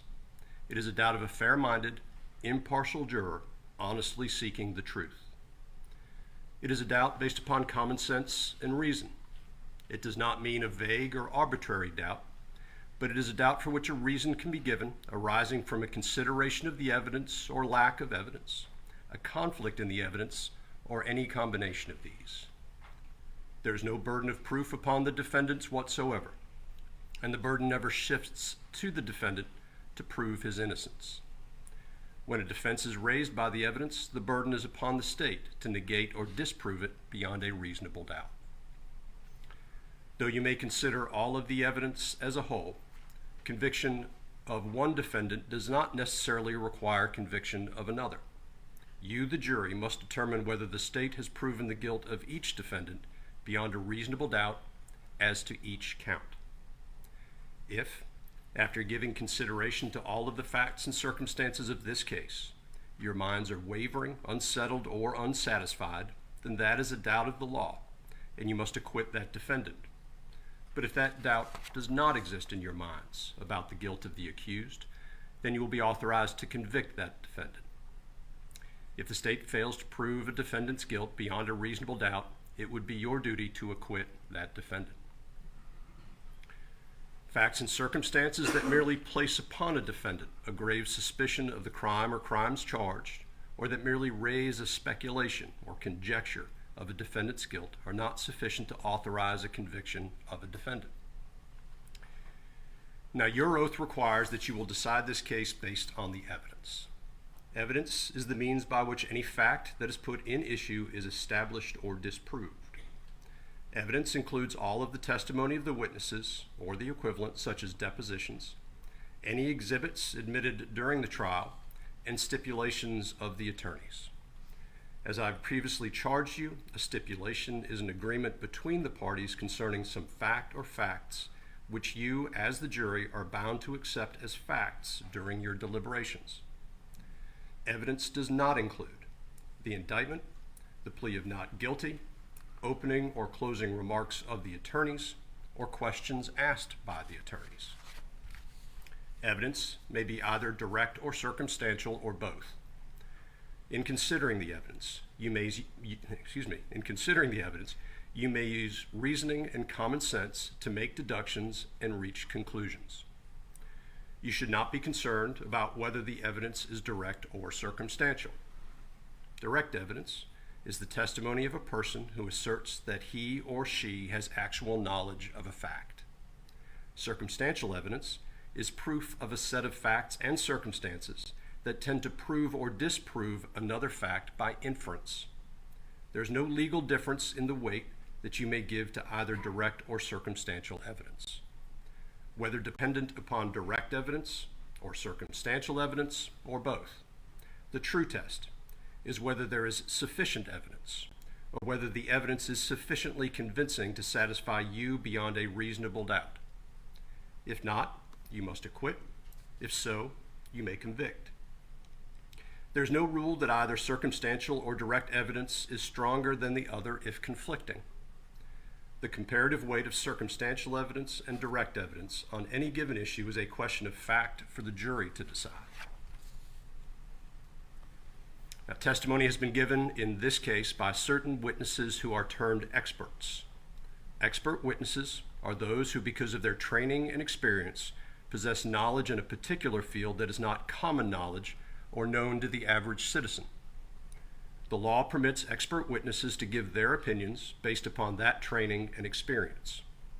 You are not required to accept the testimony of any witness, expert or otherwise. Testimony of an expert, like that of all witnesses, is to be given only such weight and credit as you think it is properly entitled to receive. Now, the jury must determine the credibility of witnesses. In deciding this, you may consider all of the facts and circumstances of the case, the witness's manner of testifying, the witness's means and opportunity of knowing the facts about which they testify, the nature of the facts about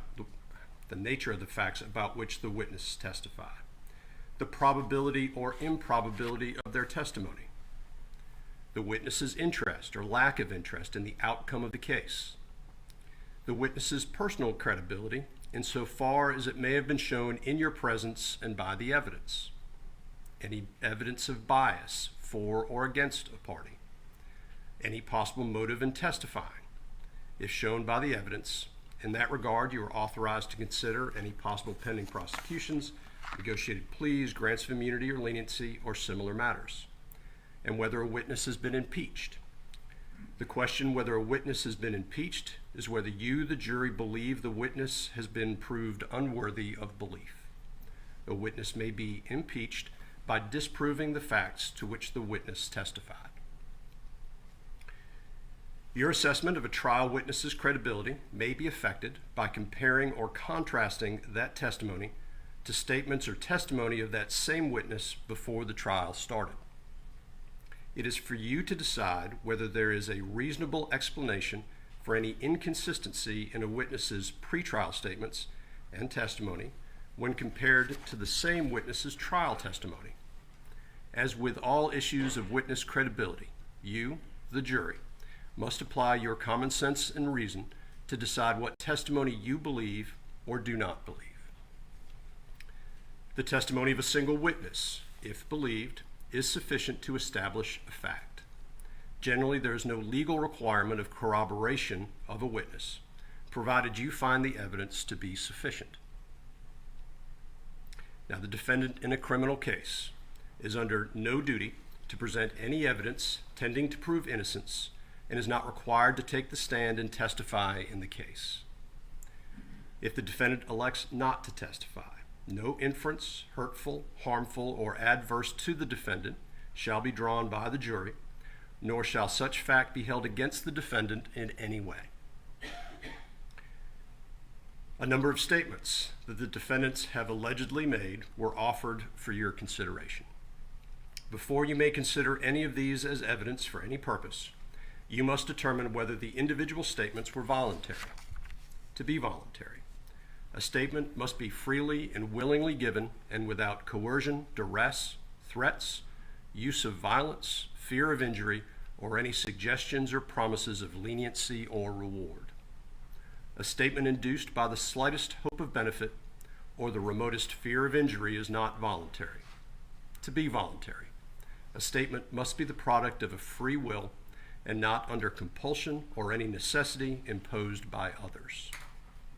The burden of proof is upon the state to establish that the statement was voluntary, that is, freely and willingly made. If you do not find that the statement was voluntary, you may not consider it for any purpose. You should consider with great care and caution the evidence of any out-of-court statement allegedly made by a defendant offered by the state.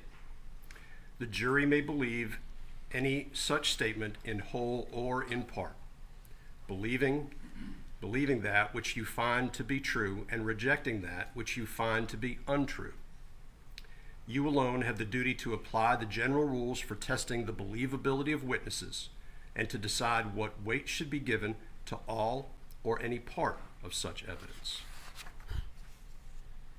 A defendant's out-of-court statement that is not supported by any other evidence is not sufficient to justify a conviction, even if you believe the unsupported statement. However, proof by other evidence beyond a reasonable doubt that the crime alleged has been committed may constitute supporting evidence of a defendant's statement, if any, should so you find. The law does not fix the amount of supporting evidence necessary.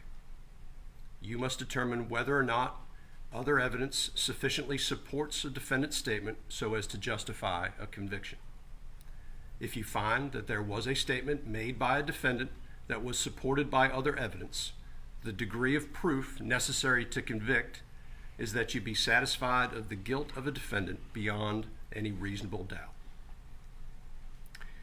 Any out-of-court statement made by one of the defendants on trial in this case, after the alleged criminal act has ended, may be considered only against the person who made the statement, and only if you find that such statement was freely and voluntarily made.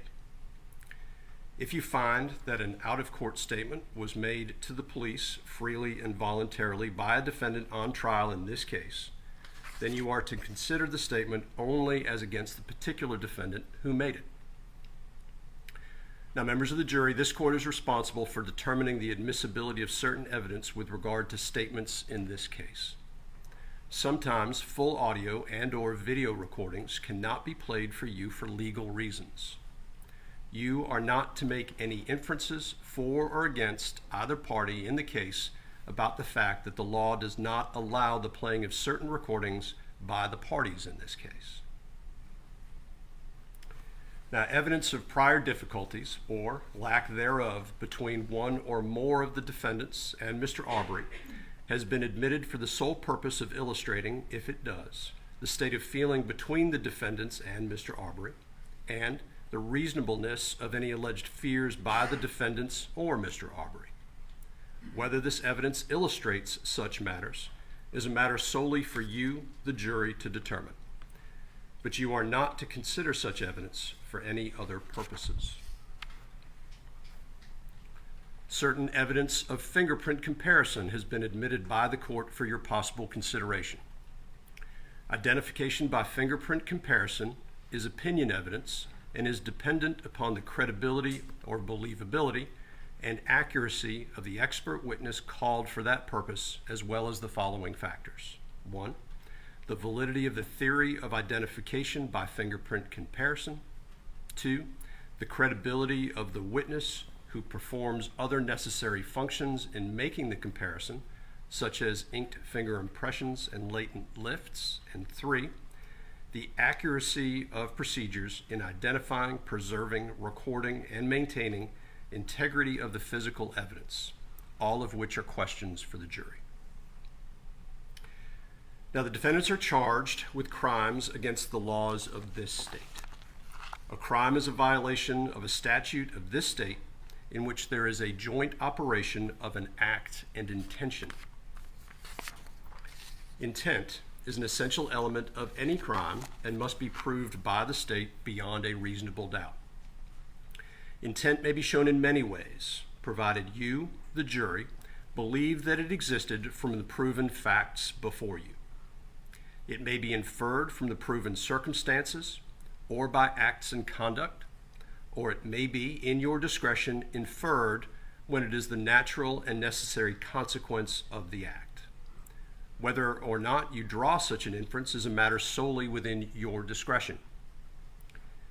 Criminal intent does not mean an intention to violate the law or to violate a penal statute, but means simply the intention to commit the act that is prohibited by the statute. The defendants will not be presumed to have acted with criminal intent, but you may find such an intention upon a consideration of words, conduct, demeanor, motive, and other circumstances connected with the act for which the accused are being prosecuted. Now, every party to a crime may be charged with and convicted of commission of the crime.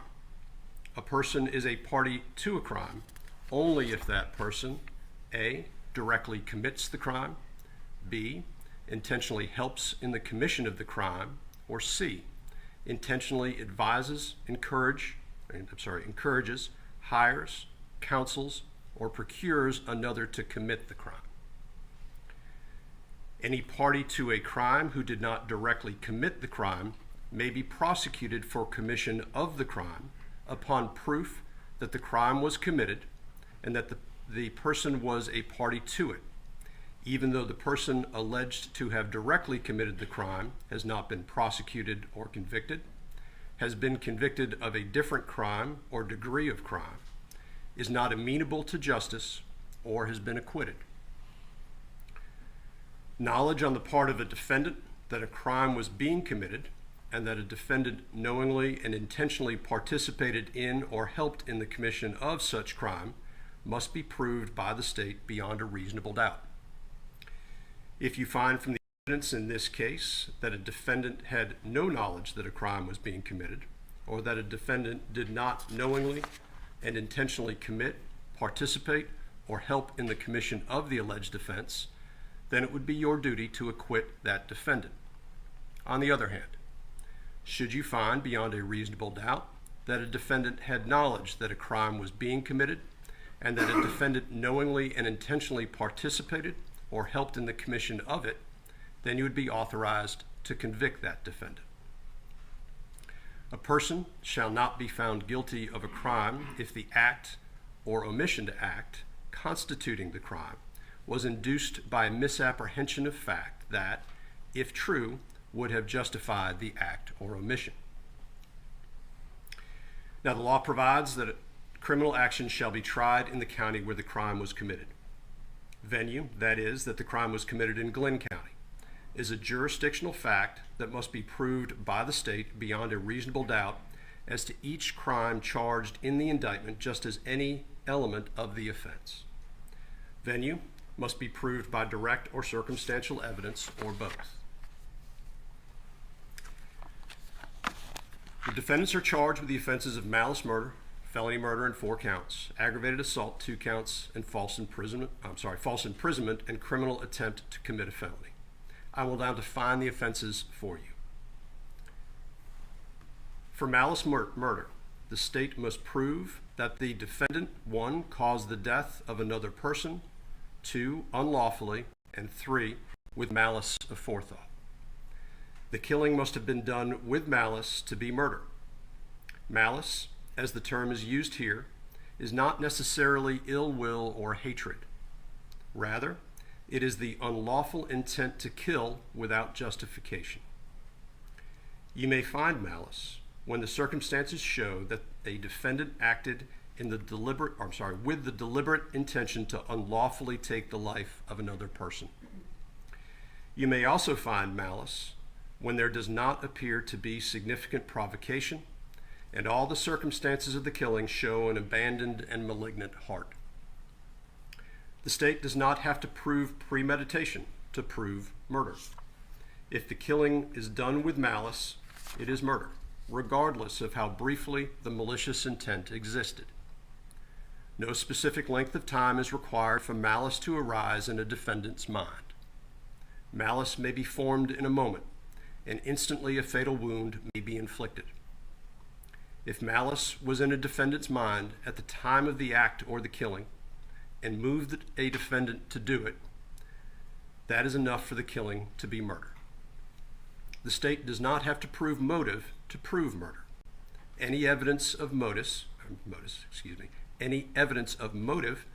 has been admitted for your use in determining a defendant's state of mind at the time of the killing.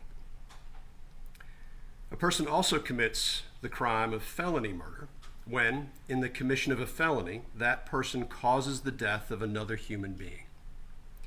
Under the laws of Georgia, aggravated assault, false imprisonment, and criminal attempt to commit false imprisonment are all felonies that will be defined later in this charge. You may find a defendant guilty of felony murder if you believe that he caused the death of another person by committing one of the felonies just described, regardless of whether he intended the death to occur. There must be some causal connection between the felony and the death.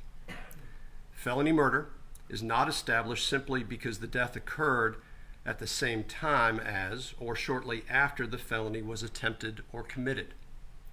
The felony must have directly caused the death or played a substantial and necessary part in causing the death, regardless of when the death ultimately occurred. A person commits the offense of aggravated assault when that person assaults another person with a deadly weapon or with any object, device, or instrument that, when used offensively against a person, is likely to or actually does result in serious bodily injury. To constitute such an assault, actual injury to the alleged victim need not be shown.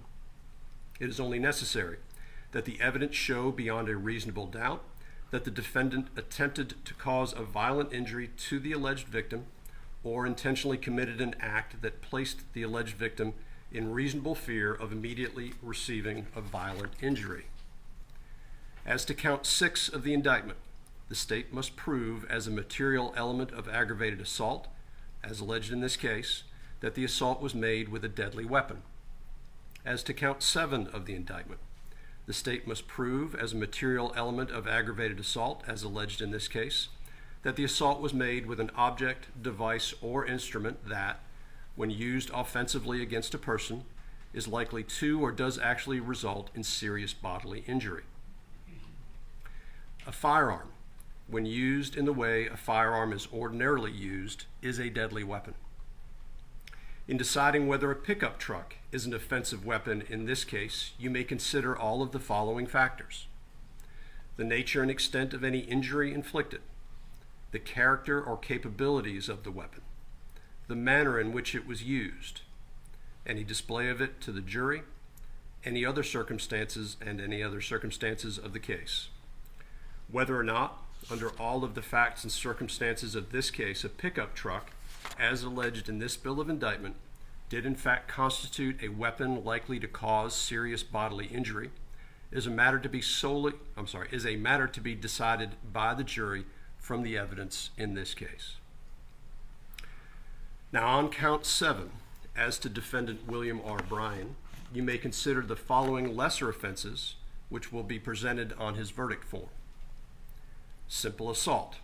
A person commits simple assault when that person attempts to commit a violent injury to the person of another.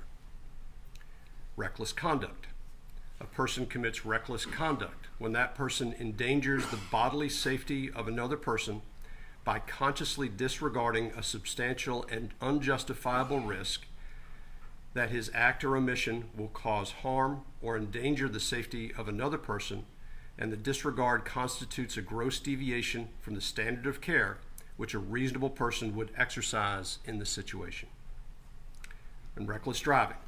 A person commits the offense of reckless driving by driving any vehicle in reckless disregard for the safety of persons or property. If you do not believe beyond a reasonable doubt that the defendant William R. Bryan is guilty of aggravated assault as alleged in count 7 of the indictment, but you do believe beyond a reasonable doubt that the defendant William R. Bryan is guilty of the lesser offenses just listed, you would be authorized to find the defendant William R. Bryan guilty of the lesser and should so indicate on the verdict form. Continuing now with the charges set forth in the indictment. A person commits the offense of false imprisonment when, in violation of the personal liberty of another, he arrests, confines, or detains such person without legal authority. A person commits criminal attempt to commit false imprisonment when, with intent to commit false imprisonment, that person performs any act that constitutes a substantial step toward the commission of the crime of false imprisonment, which has been previously defined for you. Now, ladies and gentlemen, I charge you that whereas here in count 7 and 9 of the indictment, the state alleges that the defendants committed a crime in more than one way, the state need not prove that the defendants committed the crime in each way charged. Rather, it is sufficient if you, the jury, should find, beyond a reasonable doubt, that the defendants committed the crime in at least one of the ways alleged.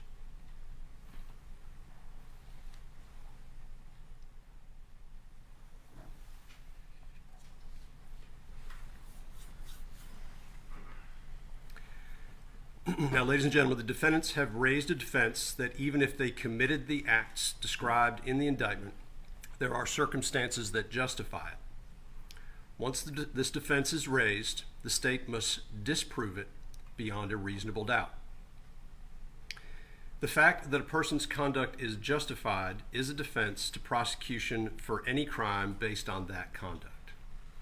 The defense of justification can be claimed A, when the person's conduct is justified as the use of force in defense of self, or when the person's conduct is reasonable and is performed in the course of making a lawful arrest. A private person may arrest an offender if the offense is committed in his presence or within his immediate knowledge. If the offense is a felony and the offender is escaping or attempting to escape, a private person may arrest him upon reasonable and probable grounds of suspicion. The terms "in his presence" and "within his immediate knowledge" are synonymous in a crime committed in one's presence only if, by the exercise of any of his senses, he has knowledge of its commission, or by the accused admitting that such a crime is being or has been committed. A private person may not act on the unsupported statement of others alone. A private citizen's warrantless arrest must occur immediately after the perpetration of the offense, or in the case of felonies, during escape. If the observer fails to make the arrest immediately after the commission of the offense, or during escape in the case of felonies, his power to do so is extinguished. A private person may arrest an offender upon reasonable and probable grounds of suspicion, that is, on probable cause, which is defined as facts and circumstances that are sufficient to warrant a prudent person or one of reasonable caution in believing, in the circumstances shown, that the suspect has committed an offense. The facts necessary to establish probable cause for arrest are much less than those required to prove guilt beyond a reasonable doubt at trial. The test merely requires a probability, less than a certainty, but more than a mere suspicion or possibility. In determining whether probable cause exists, the totality of the circumstances must be considered. Whether probable cause existed is for the determination of the jury. Now, an arrest is defined as the taking, seizing, or detaining of the person of another, either by touching or putting hands on him, or by any act indicating an intention to take such person into custody, and which subjects such person to the actual control and will of the person making the arrest. An arrest can occur even when a subject is not told that he is under arrest. A person is authorized to use, in making a lawful arrest, only that degree of force that is reasonably necessary to accomplish the arrest. The mere fact that a lawful arrest is being made does not give the person the right to use excessive force or an unlawful degree of force upon the person being arrested. One upon whom an illegal or unlawful arrest is being made has the right to resist the arrest if such force as is reasonably necessary. Let me read that again. One upon whom an illegal or unlawful arrest is being made has the right to resist the arrest with such force as is reasonably necessary to prevent the arrest. A person commits the offense of criminal trespass when that person knowingly and without authority, A, enters upon the land or premises of another person for an unlawful purpose. B, enters upon the land or premises of another person after receiving, prior to entry, notice from the owner, rightful occupant, or, upon proper identification, an authorized representative of the owner or rightful occupant that entry is forbidden, or remains upon the land or premises of another person after receiving notice from the owner, rightful occupant, or, upon proper identification, an authorized representative of the owner or rightful occupant to depart. A person commits the offense of burglary in the first degree when, without authority and with the intent to commit a theft therein, that person enters or remains within the dwelling of another. For purposes of this law, a dwelling includes any house, building, or structure which is designed or intended for occupancy for residential use. It makes no difference whether the building or structure was occupied, unoccupied, or vacant. However, you may consider occupation status in determining whether or not the structure in question was designed or intended for residential use. To constitute the offense of burglary, it is not necessary that it be shown that a break-in occurred. To constitute entry, the evidence need only show a breaking of the plane of the structure alleged by the offender, or by any part of his body, or by any instrument controlled by him. The evidence need not show that an actual theft was accomplished. However, an intent to commit a theft, that is, an intent to steal, is an essential element of burglary. You may infer an intent to steal where the evidence shows an unlawful entry without authority into the place of another, where items of some value are present or kept inside, and where there is no other apparent motive for the entry. Whether or not you make such an inference is a matter solely for you, the jury, to determine. A person commits the crime of hijacking a motor vehicle in the second degree when such person obtains a motor vehicle from an individual without his or her consent. Now, the defendants have raised affirmative defenses claiming that even if the acts described in the indictment were committed, there are circumstances that justify them. Once an affirmative defense is raised, the state must disprove it beyond a reasonable doubt. The fact that a person's conduct is justified is a defense to prosecution for any crime based on that conduct.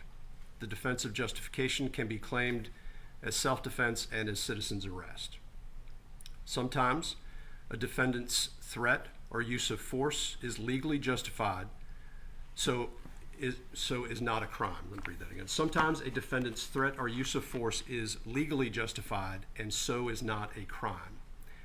A defendant is justified in threatening or using force against another when, 1, he reasonably believes that the threat or use of force is necessary, 2, to defend himself or a third person, and 3, against the other person's imminent use of unlawful force.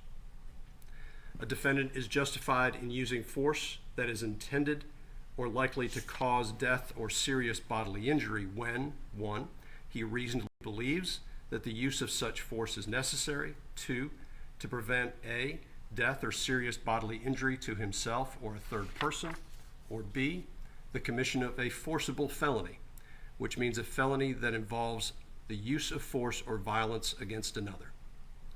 Aggravated assault is again a felony which can occur by use of fists if they are used as an offensive weapon. The state has the burden of proving beyond a reasonable doubt that the defendant's actions were not justified. If you decide a defendant's actions were justified, then it would be your duty to find the defendant not guilty. A defendant is not justified in threatening or using force if he provokes the threat or use of force, intending to use that threat or force as an excuse to harm the other person, is committing a felony, aggravated assault, false imprisonment, and criminal attempt to commit false imprisonment are felonies that have been previously defined, or is the unjustified initial aggressor unless he withdraws from the encounter and clearly communicates to the other person his intent to withdraw, and the other person continues or threatens to continue the use of unlawful force. For a defendant's threat or use of force to be justified, 1, the defendant must believe that his threat or use of force is necessary. 2, that belief must be reasonable, that is, a reasonable person would also believe that the threat or use of force is necessary. And 3, the defendant's reasonable belief must be what prompts him to threaten or use force. A person who is not the aggressor is not required to retreat before being justified in using force he reasonably believes to be necessary. A defendant is not justified in using excessive force while acting in self-defense. If you decide that a defendant used more force than was reasonably necessary to defend against the alleged victim's threats or use of force, then the defendant's actions would not be justified. Now, if, After considering the testimony and evidence presented to you, together with the charge of the court, you should find and believe beyond a reasonable doubt that a defendant in Glynn County, Georgia, did on February 23, 2020, commit the offenses as alleged in the indictment. You would be authorized to find the defendant guilty. In that event, the form of your verdict would be, we, the jury, find the defendant guilty. If you do not believe that a defendant is guilty, or if you have any reasonable doubt as to the defendant's guilt, then it would be your duty to acquit the defendant, in which event the form of your verdict would be, we, the jury, find the defendant not guilty. Though you may consider all of the evidence as a whole, conviction of one defendant does not necessarily require conviction of another or all. You, the jury, must determine the guilt or innocence of each defendant separately. You will be given a special verdict form for each defendant to use when you retire. You are to consider each count separately. In the space provided on the verdict form, you will indicate either guilty or not guilty depending on your verdict for that count and that defendant. Now, I want to emphasize that anything the court did or said during the course of this case was not intended to and did not intimate, hint, or suggest to you which of the parties should prevail in this case. Whichever of the parties is entitled to a verdict is a matter entirely for you to determine. And whatever your verdict, it must be agreed upon by all of you. The court's interest in the matter is that the case be fairly presented according to the law, and that you, as honest, conscientious, impartial jurors, consider the case as the court has instructed you and return a verdict that speaks the truth as you find the truth of the case to be. Your verdict should be a true verdict based upon your opinion of the evidence according to the laws given you in this charge. You are not to show favor or sympathy to one party or the other. It is your duty to consider the facts objectively without favor, affection, or sympathy to any party. In deciding this case, you should not be influenced by sympathy or prejudice because of race, creed, color, religion, national origin, sexual preference, local or remote residence, or economic status for or against either party. Now, you are only concerned with the guilt or innocence of each defendant. You are not to concern yourselves with punishment. One of your first duties in the jury room will be to choose one of you as, to be the foreperson who will manage your deliberations and who will sign the verdict to which all 12 of you freely and voluntarily agree. You should start your deliberations with an open mind. Talk with each other and consider each other's views. Each of you must decide this case for yourself, but you should do so only after a discussion and consideration of the case with your fellow jurors. Do not hesitate to change an opinion if you are convinced that it is wrong. However, you should never surrender an honest opinion in order to be congenial or to reach a verdict solely because of the opinions of the other jurors. During deliberations, you must not communicate with anyone other than your fellow jurors about this case.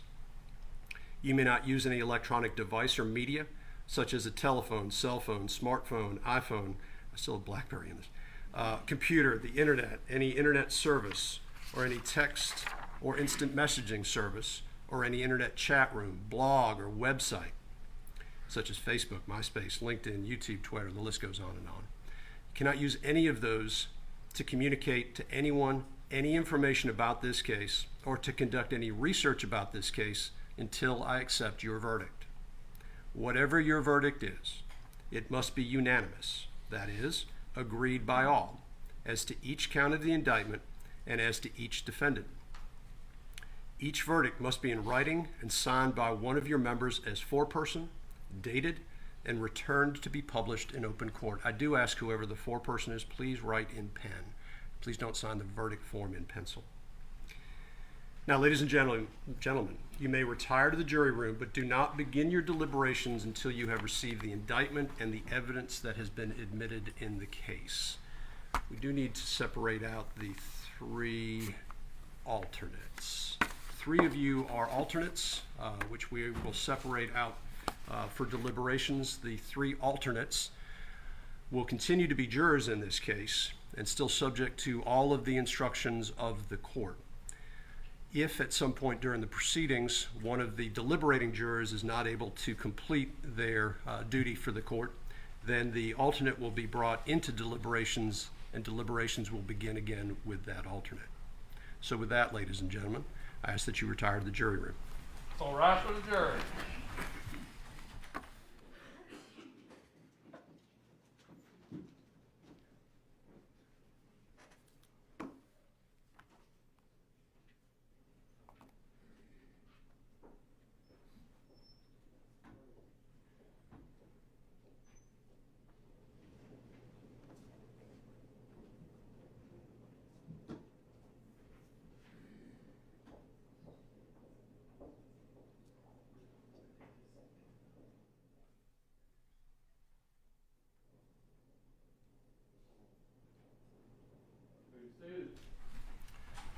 All right, beyond matters already raised in the charge conference, any objection to the charge as read from the state?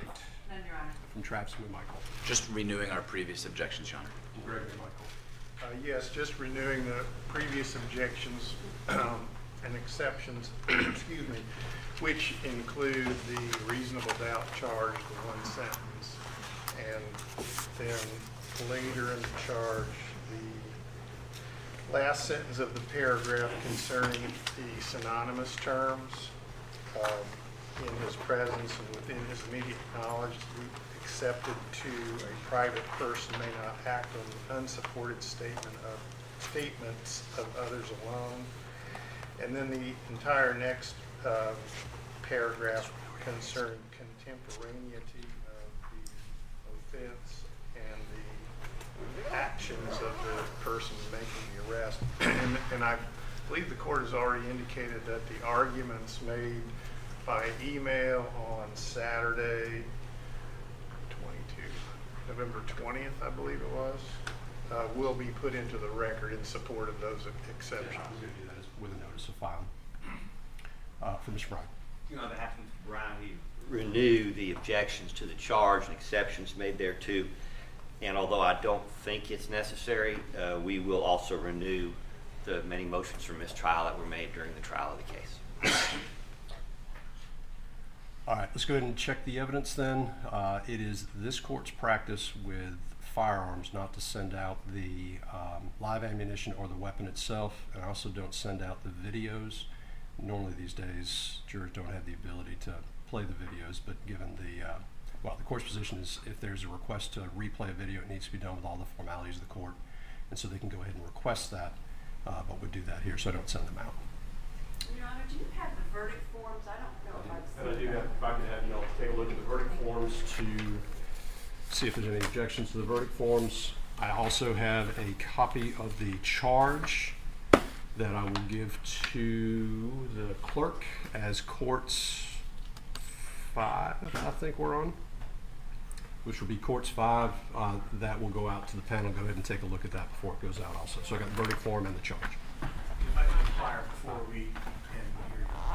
I'm sorry? If I could inquire before we end. Go ahead. Go ahead. Did the court take some more time to think about whether the court would bring the jury in and ask them in front of us if anything has come up? We wanted to see that process happen. I did. I don't think it's necessary here. Today, there's very few, if any, people out front that I'm aware of. I haven't heard of anything or any issues.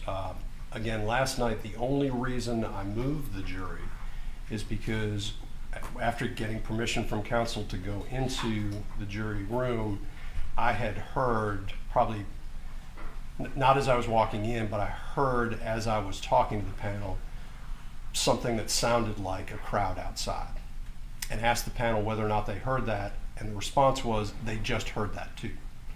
And I thought in an abundance of caution, not really knowing what exactly was happening outside, that I'd go ahead and move them into one of the interior courtrooms.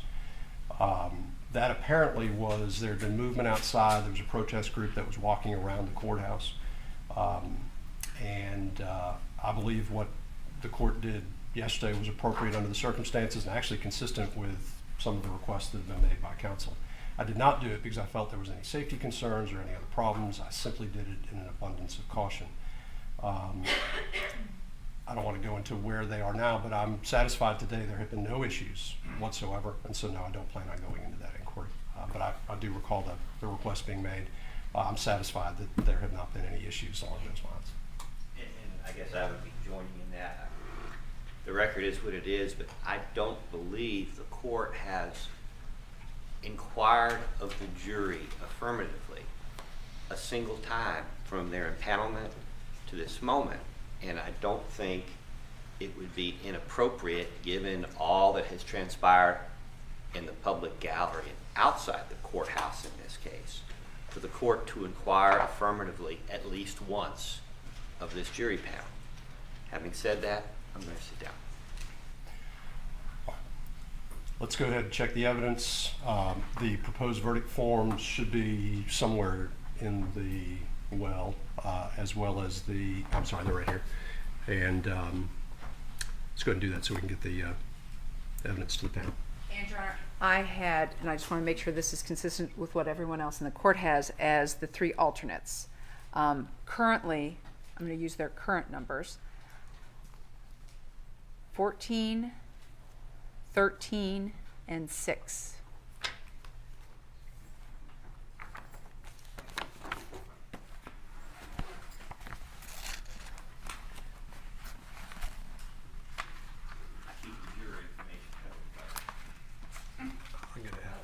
Mine's, I will find that. I didn't realize you were going to bring that up right now. Do you have the original numbers? Next to the current number. Yep. Yes. You also want the Yeah, original numbers? Original numbers, 773, that was for 14. Correct. 364 is number 13, and 440 is number 6. I believe that's correct. Agreed. Agreed. All right. In addition, I will get with defense counsel about the method that the evidence is in right now, where it is in file folders labeled with the numbers, and we'll go through it. Yes. Okay, let's go ahead and go. I'm going to stay on the bench until we have all these formalities addressed. So once we know we've got all the evidence together and everybody's had an opportunity to look at the verdict forms, we'll get that addressed.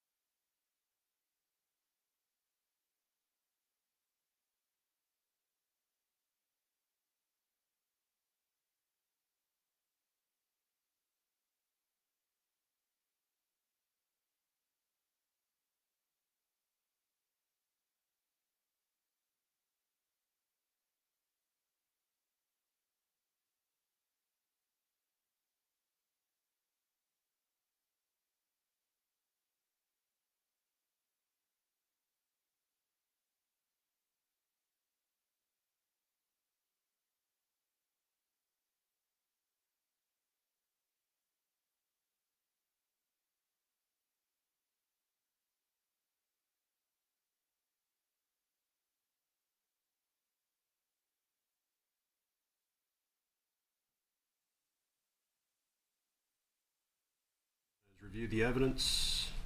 Yes, Judge. At this time, the state and defense has reviewed all of the evidence. The state and defense have agreed to leave the evidence in the marked file folders, which are numbered for easy convenience for the jury. The state and defense have pulled out defendant Bryan's number 5, which was the lawsuit, which I don't even think was tendered before the jury.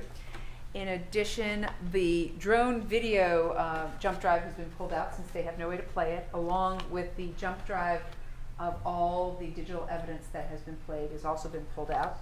We have left Courts Exhibit 3 inside because it's the actual stipulation, but we've pulled Courts Exhibit 4 out, which was a question for the jury. In addition, all of the transcripts regarding the 911 calls have been pulled out. The transcripts for Mr. Bryan's interviews have been pulled out. The transcript for Greg Mcmichael's interview at Glenn County PD has been pulled out. We've also pulled out the transcripts from Brandon Berry's body cam, Minshew's body cam, and Rash's body cam. So no transcripts are going to go back with the jury. Is that right, counsel? That's correct, Your Honor. Agreed. Agreed. Okay. Has everybody had an opportunity to review the verdict forms? Yes, yes, Your I Honor. did, yes, Your Any Honor. objections to the verdict forms? No objection. No objection.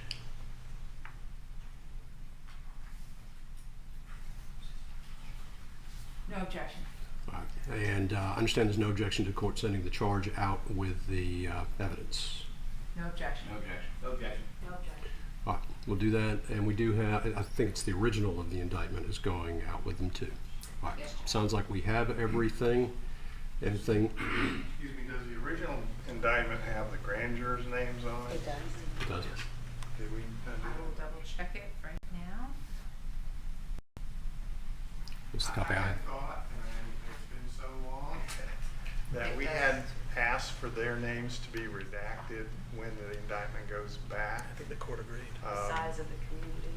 And I thought we had done that and agreed to it, but if not, I'd like to move that we either remove the page that has all of their fellow Glenn Countians named as grand jurors because of the possible impermissible influence that could have on a jury. It's a motion I normally do, and if I didn't do it, my apologies before, but it's an easy fix. And I do it because I have had juries before say they were related to or knew somebody on the grand jury, particularly in smaller rural counties. And it serves no good purpose to leave their names on there. It should have no influence whatsoever on their deliberations. So therefore, we either move that it be, if it's one page. if it's just one page, that it just be removed from the original indictment. No objection from the state. Right, we'll go ahead and do that. So, the redacted copy of the, that's the original though, before we start tearing it apart. Right. Would there be any objection then, instead of tearing apart the original, to using a copy then to go out with that page removed? No No objection. No objection. No objection. All right, let's do that. We can just take that, it's a one-page one. It's the fourth page. Just has the grand jurors' names. Okay, that's fine. I was in mid-thought. I don't know. All right, anything further from the state? No, Judge, nothing further from the state. Greg Mcmichael. What are we doing about notice? Cell phone numbers or? Yeah, I just want to make sure you got it. Greg Mcmichael? Nothing else. Ms. Ryan? Nothing else. I normally do 10-minute call. If you can make sure you give your cell phone number to the primary deputy, and that way we'll have your contact information. But again, if we could try to keep it as close to 10-minute call as we can, that would be appreciated.